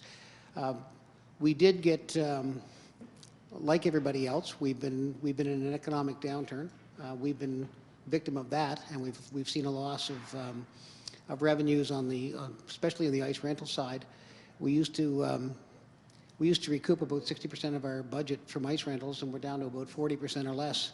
And a lot of that is because of young families moving away. We'd like to reverse that trend, but we are seeing steady movement, steady growth upwards. We hosted 3 new events last summer. We've got those 3 events are all returning, and we've got at least 1 or 2 more on the horizon that promise to be annual events. So it's a slow but steady progress. We've just now finished, when I took over there 5 or 6 years ago, there was not one photograph available, and there wasn't one thing that we could use as a marketing tool. And it's taken a little bit of time to amass the kind of things that we've needed to create, our next phase of our marketing, for example, will be to do a 360 virtual tour using our existing video crew and our video equipment to do a 360 tour of the building so that we can actually post that on our website and attach it to our marketing material so that people can actually see, get a bird's eye view of what the Mariner Centre looks like inside. Part of our problem in attracting conference business, quite honestly, has been the demise of a number of the fixed roof accommodations in the area. We had the pleasure of hosting the Maritime Fire Chiefs Conference about 5 years ago, and they left here telling us that this was the best conference site that they'd ever been to, that the Mariner Centre was the first time they were ever able to hold all aspects of their conference and convention on one piece of property. They had their trade show, their conference, their indoor exhibits, their outdoor exhibits, their demonstrations. Everything was held on one site. And it was the first time that they'd ever done that, and they loved it. Thank you very much. It was the best conference we ever had. We'll never come back. And the reason they'll never come back is because they didn't have enough hotel rooms. So we are sort of at the mercy of the fixed-roof accommodation sector, in that we can't attract large conventions unless we have places for people to stay. And that's been an unfortunate circumstance of the economy. Councillor McIsaac? Thank you, Your Worship. Well, you know, sometimes you get drawn to different stores because they have what you call lost leaders, but you go there they're hoping that you'll pick something else up. And I equate that, the Mariner Center, as being that sort of fit-all store. Sometimes you have to have, there's a lost leader there, if you get what I mean. We put lots of money in, and like Councillor Lanza said, we'd like to get it back, but we're not always going to get it back. And you just stated that, which is true. We build it, and they will come, and they have come, and they filled our restaurants, they filled our hotels, motels, and that's great. I'm good with that. But what the question I have for you is, we spoke here when you gave a presentation, small presentation here about a month or so ago. I'm all excited about it. What I'm excited about is what you just had mentioned about a hotel, a big brand name hotel. Has there been any thought after you left about the things that I had mentioned, and your committee that you had mentioned, is sitting down with the funding partners, such as the municipal units, your committee, the people that you have on your board, to sit down and see, where do we go from here?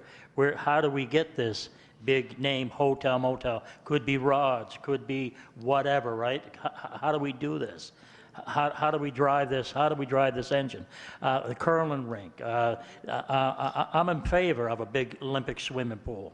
I am, personally, I am. I think it's a drawing card. It's a big drawing card. There's nothing taken away from the why. There's nothing, it's only an add-on. That's all it is. I'm in favor of a lot of things out there, but I think that we should be doing it sooner than later. And I'd like to know from you, where are we on this? When can we get started on it? And not yourself, and also the CAO. How do we get this up and going? How do we get this up and running? We're here. There's a 2016. There's another election.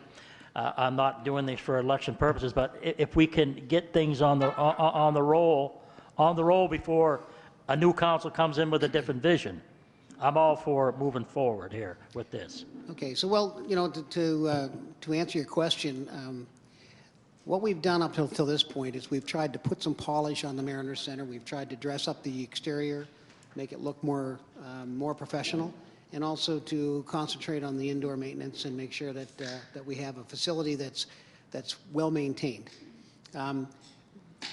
Back about a year ago, the council had asked for a long-term vision for the Mariner Center property. That's right. And what we decided to do is to engage, we did put together a meeting, and the meeting involved CAOs and wardens and some interest groups we felt that that could be partners in the future.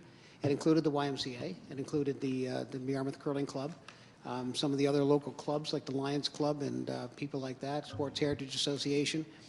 And we brought them together just to say, okay, what do you envision this property looking like in 5-10 years? What we wanted to do was just establish basically the wish list, the ideas, and from that sort of tell in graphic form what do people most want, and what people most wanted, of course, was an Olympic-sized curling, or an aquatic center, let's put it that way, an aquatic center, not a pool. And they also wanted a curling rink that was able to host large tournaments and would better serve the community throughout the year. So we took that report, and from that report we had, as you know, we had a commitment from the province to fund 50% of a needs assessment. The town was generous enough, kind enough to provide 25%, and we are waiting. I think the decision is being made today by the municipality. It's been recommended by their committee of the whole, but apparently being ratified, I think, today. That's right, yeah. So that decision hopefully will allow us to complete the needs assessment. And the needs assessment will involve some public participation, so they'll be looking at going to the public. But I want to assure you that on that list of ideas, it included everything from you know, the pool and curling club, which are the main features, it also included the possibility of a hotel on site. So And those that's- are on the list. They're not, Yeah. they're not Okay. dropped off. No, good, because I'm taking from what you're saying, and we know, and tourist trade and what have you, we've lost a lot of rooms, hotel rooms, and we did. All I'm saying, this is a good business opportunity for any chain or big hotel, motel, locally ones, that Oh, an absolutely. opportunity to build something there, right? A 300-400 room hotel, motel, whatever.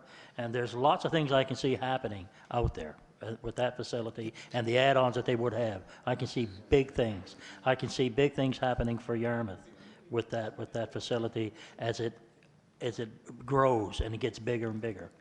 Only good things can happen. But I think it's important, too, to realize that, you know, you want to engage and involve your partners. 100%. And that's why we very early on, prior to the meeting we had in October, early on, we had conversation with representatives from the YMCA.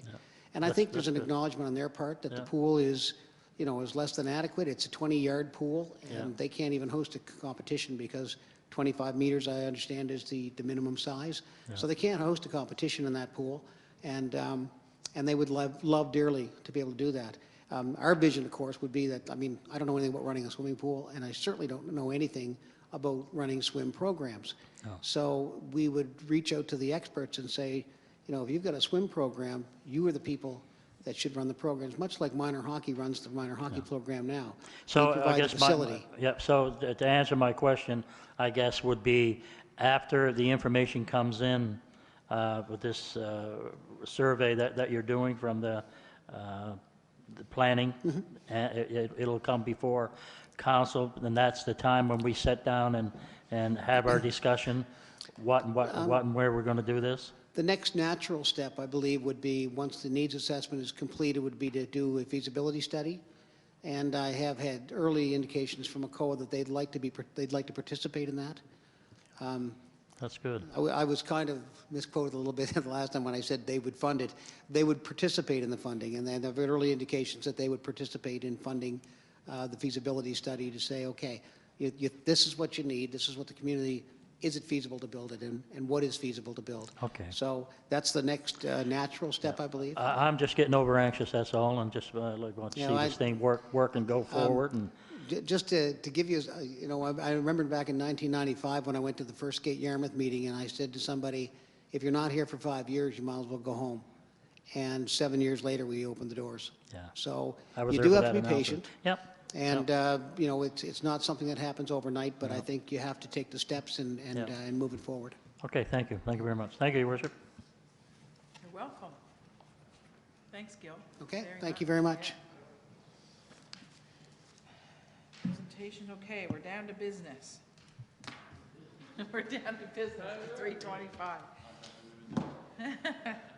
Capital budget, CAO. Director of Finance.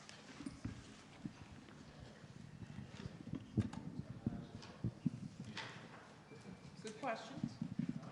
As part of our budget process, we do, and we can do our capital budget kind of outside the operating budget side, because we kind of make sure that we have, kind of like your grants, we set aside a certain amount of money for capital projects.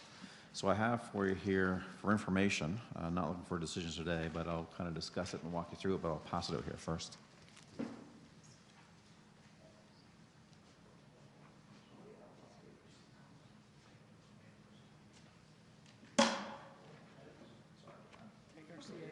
CAO's gone. Mr. CAO.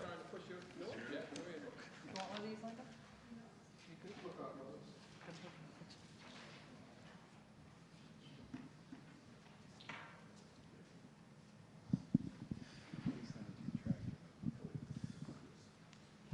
So what I've done is just taken, we kind of did a 5, 6, even some projects were 10 years out a couple years ago, and we came up with a capital plan. I know situations and things change over time, so this still relates back to that original plan. So what I've done is, in this first column, listed the plan for 15-16 as it was originally done. And then I've taken the prior 2 years, so fiscal 13-14 and 14-15, and added them together. So we budgeted for over the last 2 years. The next column, the middle column is what we actually spent. And so I just try to show savings on different projects or projects that we overspent, and some projects are not even done yet. Again, they would be up to the current year, so the end of March. If you look down at the bottom, you'd see that the plan for the town was to spend another $2.5 million next year on these projects listed above. The prior 2 years, the plan was to spend $5.2 million, and we actually spent about $3.5 million. The big variance there, the big savings, was in our LED project, streetlight project. It came in, we initially thought it would be close to $1 million, and it came in significantly under that. And then we have a few projects still to do. I know the work has been done,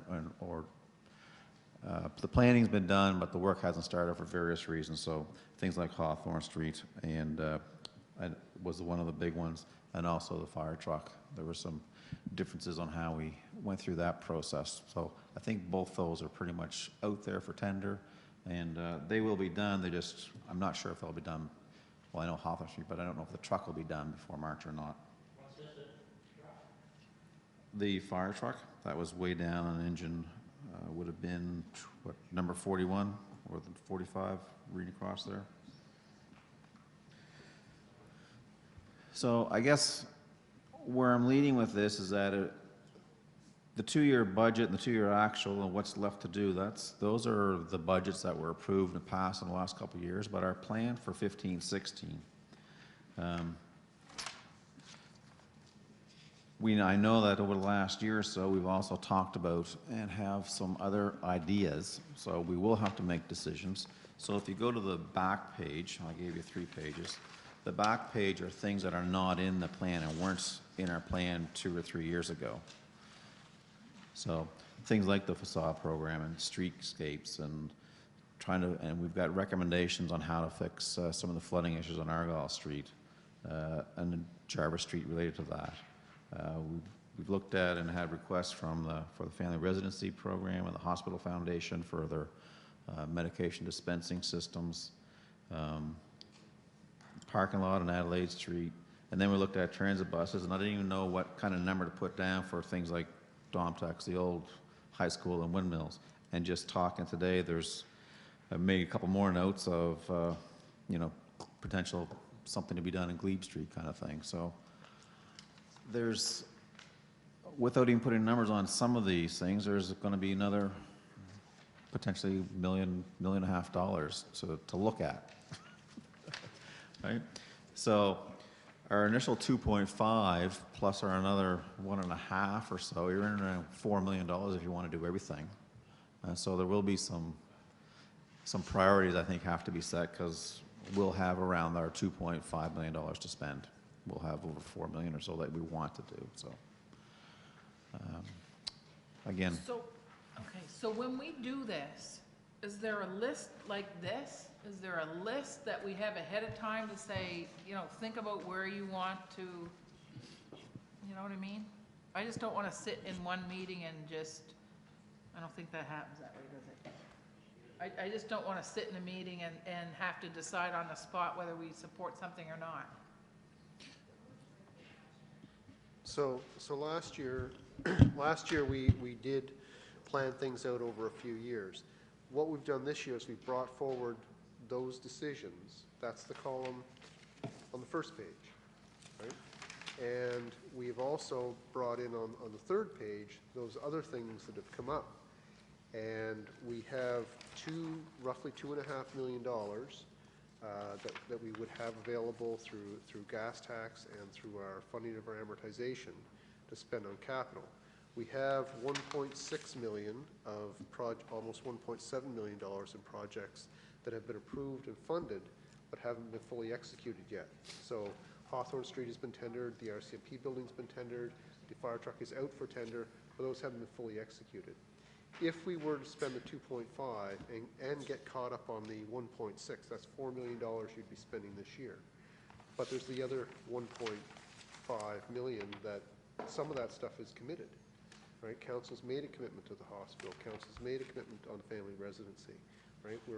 We've done work on well, we've kind of committed to the facade program. So you guys are going to have to make some decisions, and we want to help you make them. So this is just step one. Here's the list. Step two will be another meeting, and if you want to have the directors come in and present each of these projects, so to sort of remind you about what the reasons are that we would do them, to help you in that decision-making process. Anything you need to support you in that decision-making process, we will do. Sorry. No, no problem. You're on, though. Thank you, Your Worship. Jeff? Well, I wasn't, but I'm going to make this quick and sweet. On the third page, you're right, we do have these. This is what council has already committed to. The fascia, the facade, the streetscapes, it's on the list. I don't know if we committed to that, but I know the Garl Street one, we're committed to that. I know Jarvis Road, we've already done that. The hospital residency, I think that's the one Councillor Mooney brought up at committee. Is that the $70,000 one, $70,000? Is that the one that Paulette came in? And Paulette came in? Go ahead, CAO, may as well straighten us out right Yeah. Yeah, no, that's related to the Dalhousie family residency program. So in order to get that program in place, they had to have certain facilities available. Yeah. And there was a community participation part, and so we and our partners have agreed to So we're committed to that? Yes, we are. And so then there's the hospital foundation. Is that the one that we were, the 11th hour, we decided that we would take that upon us over 3 years? 3 years, wasn't it? 2 years. 2 years? Okay, so that one we've got. The parking lot on Adeline Street, what's the scoop on that? Okay. And then there's the transit, of course. We're all in agreement with that, where at least we were in this, hope we still are, so. So that's another 200,000. But I'm getting to the 3 zeros there. The 3 zeros. On page 3. Yeah, 2. Yeah, 3 zeros. Domtex, Old School, and Windmills. There's one that sticks out, Domtex in particular. That's going to have a lot of zeros, I would suggest. There's going to be a lot of zeros. So I guess we have to keep that in mind, right? And if it's not a lot of zeros, it's going to be a lot of zeros very shortly down the road if we don't put some ones and zeros on this. Anyway, so I just wanted to make that point. There are some there that we are committed to, and some there that will be coming up. So anyway, that's it. Thank you. But this list isn't exhaustive No, by any stretch. No. no. Okay. That's things just that, a couple. that's right. Okay, that's what I thought. Go ahead, Councillor Randall. I think I know the answer, but I just want to make sure it's the right answer and I'm clear. So let us say hypothetically, line item 52, RCMP office renovations. We budgeted for that, if I'm reading this right, $445,000 in the last fiscal year. Is that correct? Over the last 2 fiscal years. Okay. It might have been 1 year or not, but. So we've budgeted that. Yeah. We've spent 69,608. That leaves 375,392. Now, question. That 375,392, that is in a totally separate fund in reserve? Yep. So that money's been moved out, so that will not be part. So any of these things that aren't completed, like the town hall renovations, for example, that money was budgeted, that budget money is now set aside. Would be set aside. It hasn't been, so we're not playing this game of moving money every year and say, hey, look at us, we're saving money. We're actually, that money will be there so that the next round of discussions in place, we're looking at fresh cash every year. We might have to borrow some from Jim. It gets worse, get bad. Yeah, so to be clear, those things we fund most of our capital out of current year revenues, right? And we budget for, we end up with a budget that meets what we rate for. That is in the capital fund.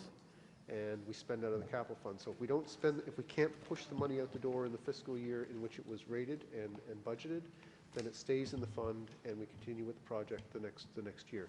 So this tells you that we would have liked to have got another $1.7 million out the door and projects completed, but in all reality, design work and all that takes time. And so there will always be a certain lag there, but the funding, the 1.7 almost, is there in the account waiting to be spent. Good. Go ahead. And just another question here, just to help me out. Line item, I believe it is 36, kind of the 36 is under the 33, and it's not quite by Brunswick Street, so I'm assuming it's 36.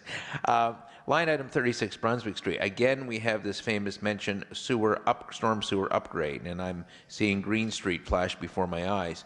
I'm assuming that that will include water and any other piping that we have in the ground on that hunk, that we're not going to dig up that street, through a storm sewer in, and then dig it up in 2 years' time and put another pipe in and then dig it up? Or are we going to do a clean job there?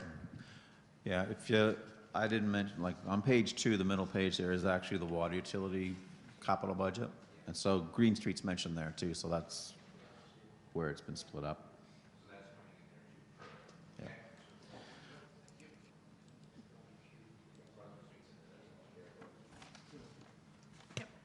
Go ahead, CAO. So it's probably a good opportunity. It's a little off topic, but to speak about the utility and the capital as it relates. So sometimes these projects, these storm sewer separation projects or storm sewer projects, get us into digging up streets, and that is the opportune time to do water lines. So sometimes how we approach the water infrastructure, sometimes it's to deal with a leak issue or the old infrastructure, and it leads the way, and other times it's the other project that leads the way. We do the water as kind of a byproduct. Within the water utility, and it has been the case for over 10 years now, that the amortization of our tangible capital assets in the utility is funded, just like it is in the town, and so that's why we have some funding within the utility to spend on capital. So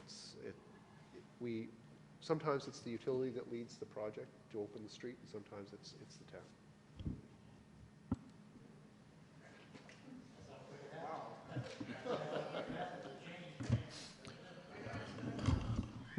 One more quick comment, and it's got to do with the timing, and it's like with the number 29, the Cliff Street, the sewer, student sewer, that's all part of, and I guess a timeline tangled up with Hawthorne Street being done. Initially, that's budgeted for $500,000 in each of 2 years. So if we're pushing that forward into our plan of 15-16 to be totally done in 1 year, you're looking at the $1 million budget. So just something else that we have to look at in there.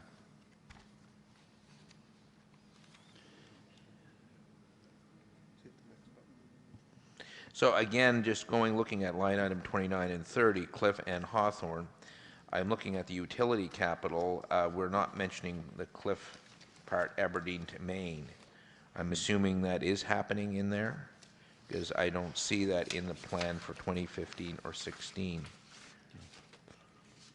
So we're digging up, we're doing something in the town capital, line 29 and 30, but yet I'm not seeing a number, unless I'm missing it here, for Hawthorne Street in 2015-16 for water, again, the pipes in that area.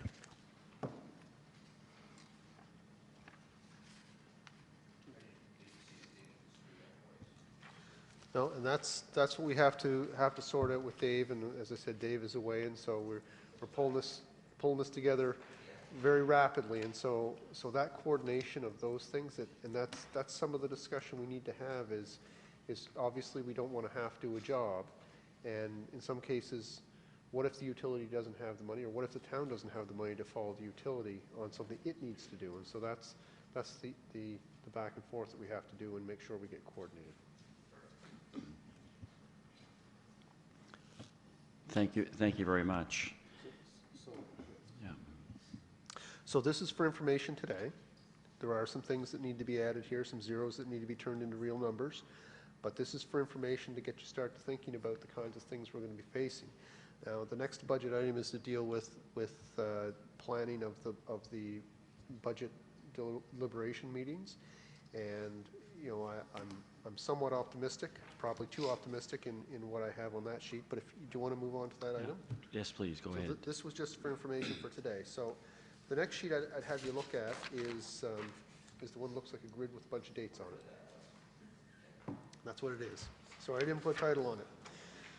So we need to get a capital budget and an operating budget approved, and that usually requires several meetings because there's process we need to do, and there's obviously going to be a lot of decisions. So today, what I'm hoping we can achieve is to agree on process and just to distribute the capital budget information. We have a council meeting coming up on the 12th of March, and I don't know if it's possible to be ready to have any decisions for that meeting, but I flagged it because it's there. Obviously, we hope to do the grants to organizations. I threw in there that maybe we could do the capital budget as well. That depends on how difficult it is over the next week to get all the information gathered, to put in front of you, and have a meeting. Now, I had put in here the 10th of March to review the capital budget. That is a week from Tuesday. And I was checking with Councillor Langell because I know he's got often commitments with the jail and whatnot, and he is going to be away, so I'd suggested perhaps we could even move that meeting up to next Friday. So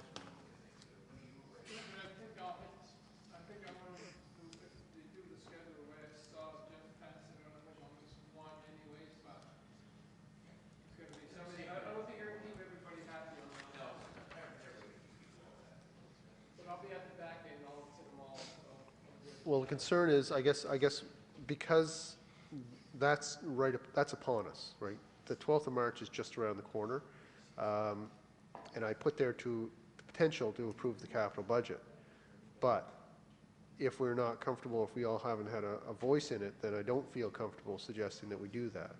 Now, if we want to meet next Friday and have a discussion, see how far we get, he won't be here. But Phil just mentioned that he'd be okay with that because he'll have his input later on.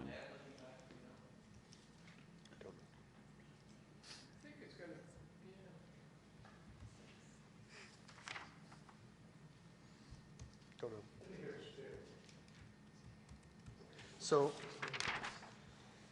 So we need what I'd like to do is to get some agreement on dates, and maybe it isn't going to be possible to get everyone together before the 12th of March. So maybe the 12th of March is not a date that we should be worried about. Maybe we should worry about the other dates, you know, in terms of when we can get together and do the budget process. And if we, I mean, it's up to council, but we could even do the capital budget at a special council meeting. The concern about the capital budget is getting it approved as early as possible so that we can capture as much as possible of the construction season if necessary.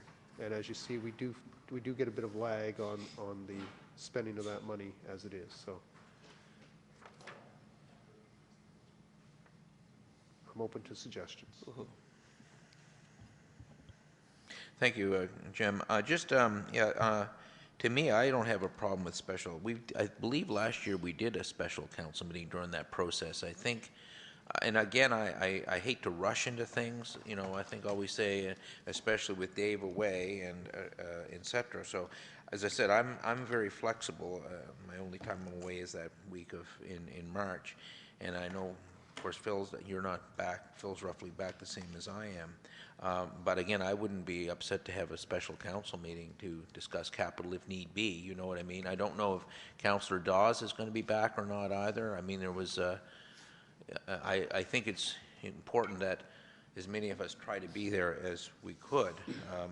But I'd love to see us even tighten the process up even more. 14th of May is pretty good, but even if we got it a little tighter, that's good too. I'm one of these ones that like a good full day. I'd rather a full day session to sit down for a full day than come here for an hour and an hour here and an hour there and an hour there. I don't know what my colleagues feel, but I'm off the type like get her done. And I think we did that, Sandy, I think last year, and that worked really well where we came in, we dedicated the day. You say, okay, this is budget day, folks, and let's do it. And get a lot of the hard work done as a thought, and then staff went back and came back with a couple of revisions, and I think we pretty well tied it up, and I can be corrected, Jim, but I think we did about 3 or 4 sessions, if I'm not mistaken, last year. It was a beautiful process.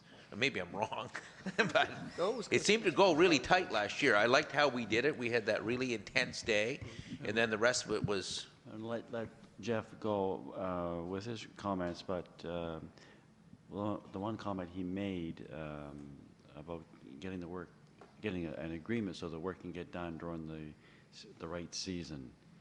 Yeah, Jeff. Okay, so could I propose then that if we scratch the March 10th, and anything sooner is probably not going to allow us to be properly ready, right? Because Dave is away, we're going to sit down, there's some coordination things, and these are some big decisions. So what if we just scratch the 12th? We won't get anything achieved at the 12th except for, hopefully, grants to organizations. That's an important one to get done early. And then we start on the 17th, and we plan for a full day there. We'll put 17th full day, put capital budget on there, have directors and managers come in, make their presentations, and begin our process. Question. Go ahead. Is this live streamed? It is.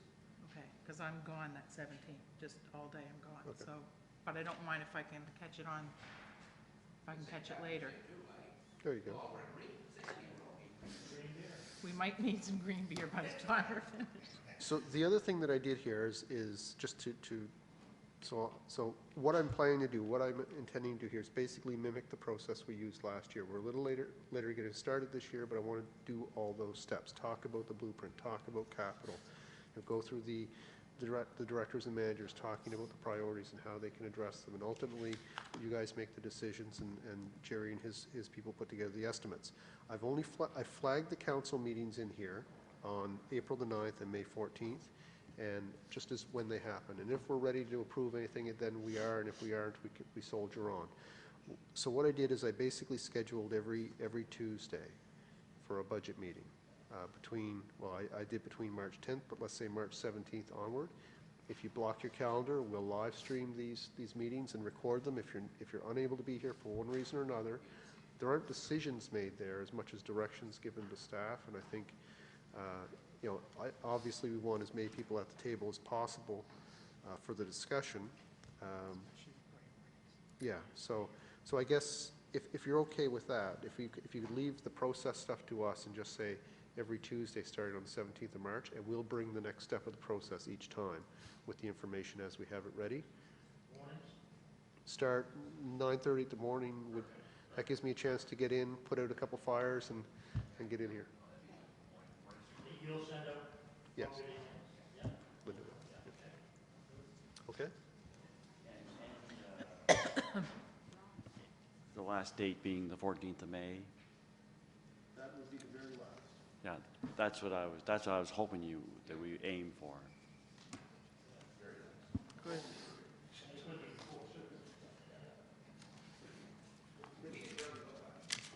We did. Okay, so you good with that budget process? Do you need any motion or anything? We're good to go. We're good to go. Linda will send us the meeting dates. Okay. Thank you. Okay, setting grant allocations, 2015-16. I've got that in front of me too somewhere.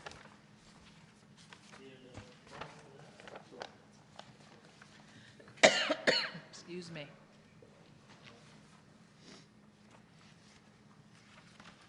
Go ahead.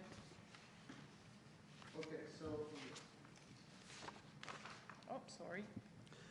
Sorry, Your Worship, and Did you have a question? Sorry. No, I'm just waiting for him to Oh, finish so I can make a motion. If he Oh, wants to- I was pressing buttons in the room. No? So I fired this, I hit the trigger on this one just a little early. You see the number amount is just X's, but that should have been $385,000. And so $385,000 is what we had last year for tax grants and the grants to organizations such as the process you just went through.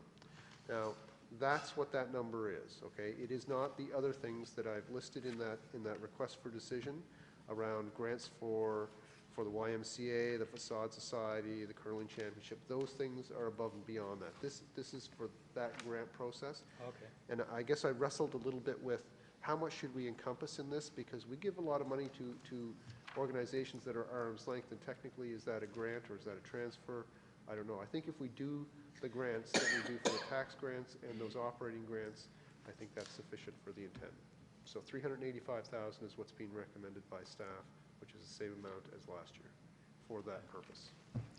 Okay. So you're looking for a motion for the grants that we all agreed to on this. So I move that we accept the. So, are we going with this? This. Not quite. So Is this the second page we're talking on? I'm just, it's the request for decision. yes, I'm just looking at the Okay. recommendation. Okay. I got the wrong page here, Jim. Sorry, it's the, Okay. Yeah, okay, you're looking Yeah. at the one further on. Yeah. So it is the first sentence of the recommendation, and instead of X's, insert the number $385,000. 385. I move that we, on the recommendation of the CAO, $385,000 for grants, we accept that. I make that a motion. Moved and seconded, any more discussion? Question. Question's been called, all those in favor? Aye. Contrary? Motion carried. Danny, your light's still on. Okay, thanks. Setting grants, compost bagger update, CAO. Thank you, Worship. That was in request to an inquiry from council. So Mr. Ernst has provided a memo concerning issues we've had with the bags themselves, as well as the labeling, and I think he shared an email with you recently to indicate that we had worked out the proper labeling with CFIA. Good. Nothing required there. That was for information. Crosswalk signal timing. Same. It's for information. So that's all done. That's good. Go ahead, CAO. Councillor Dennis, sorry, you're on. Yeah, thank you for getting that done. Also, I noticed, I know the plowing's been hard on the guys on Public Works, but we were eating actually last night at Marco's, and still, the people are trying to get across the crosswalk, but there's nothing shoveled there. They can't get across. They have to walk out on the street, and this has been almost 2 weeks. So I think we have to have a plan on our main arteries being open for people to get around, especially on our crosswalks. CAO? Yep. Don't disagree. It's, but unfortunately, it's not the only situation where we wish that we had it done. So the guys, we are constrained in a way that we weren't a few years ago. The vehicle compliance regulations, in terms of the number of hours that our guys can work, has really caused a challenge for us. It's particularly this year with this amount of snow.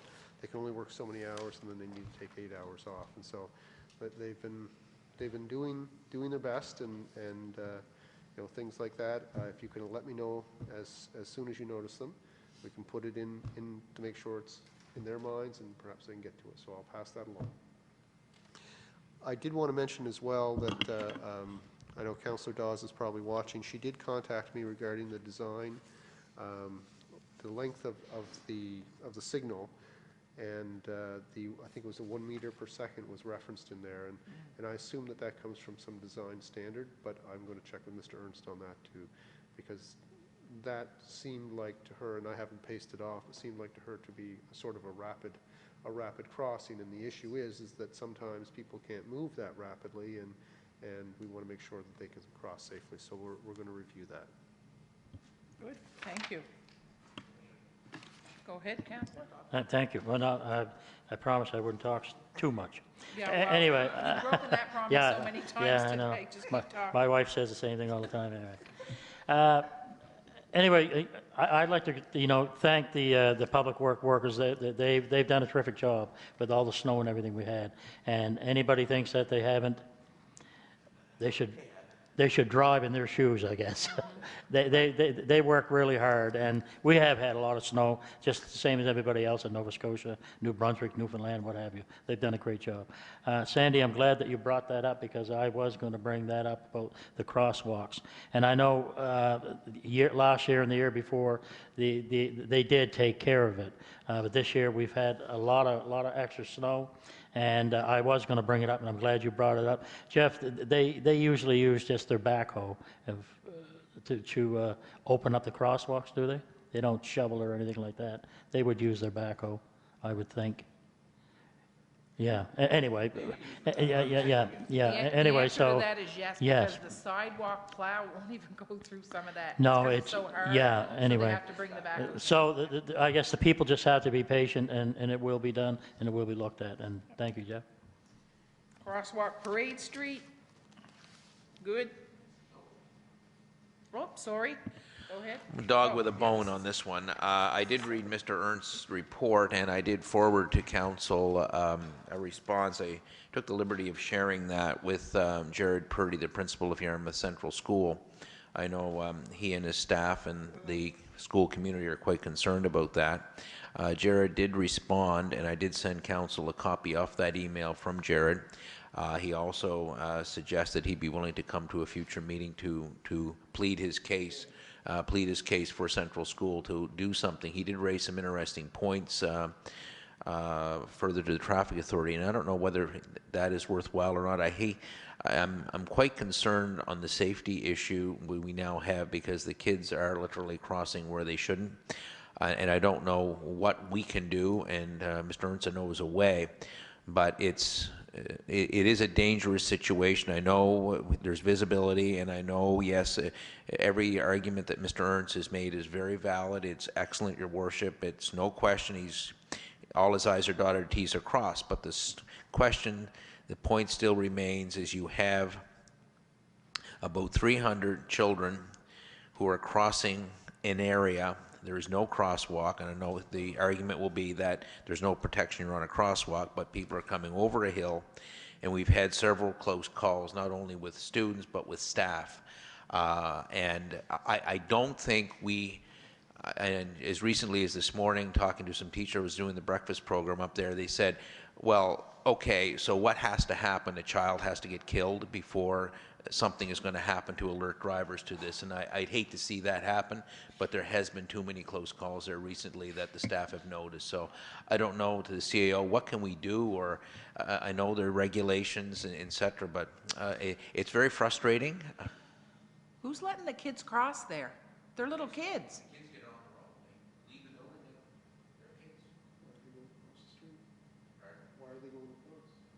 Probably because their parents are parked there. Yeah. So we're going to put a crosswalk for convenience. Boy, that's dangerous. Problem is there was a crosswalk there for literally decades. Then what we did is, at the time, our traffic authority, it wasn't Mr. Ernst, previous to Mr. Ernst, decided that we had too many crosswalks in town, so we went on an anti-crosswalk campaign, and we removed a lot of crosswalks. And the argument is that crosswalk doesn't give you protection, etc. As a compromise, they put the crosswalk at the top of the hill, and there was a sign that used to hang on top of the hill where you could cross to the front door of the high school, and that was where the new location was, and it wasn't that bad. It was a visible crosswalk by the Juniper House that you could use there, and it was visible, and it worked. That was removed, and then we moved it now way down the street to School Street, where they're crossing in front of the junior high.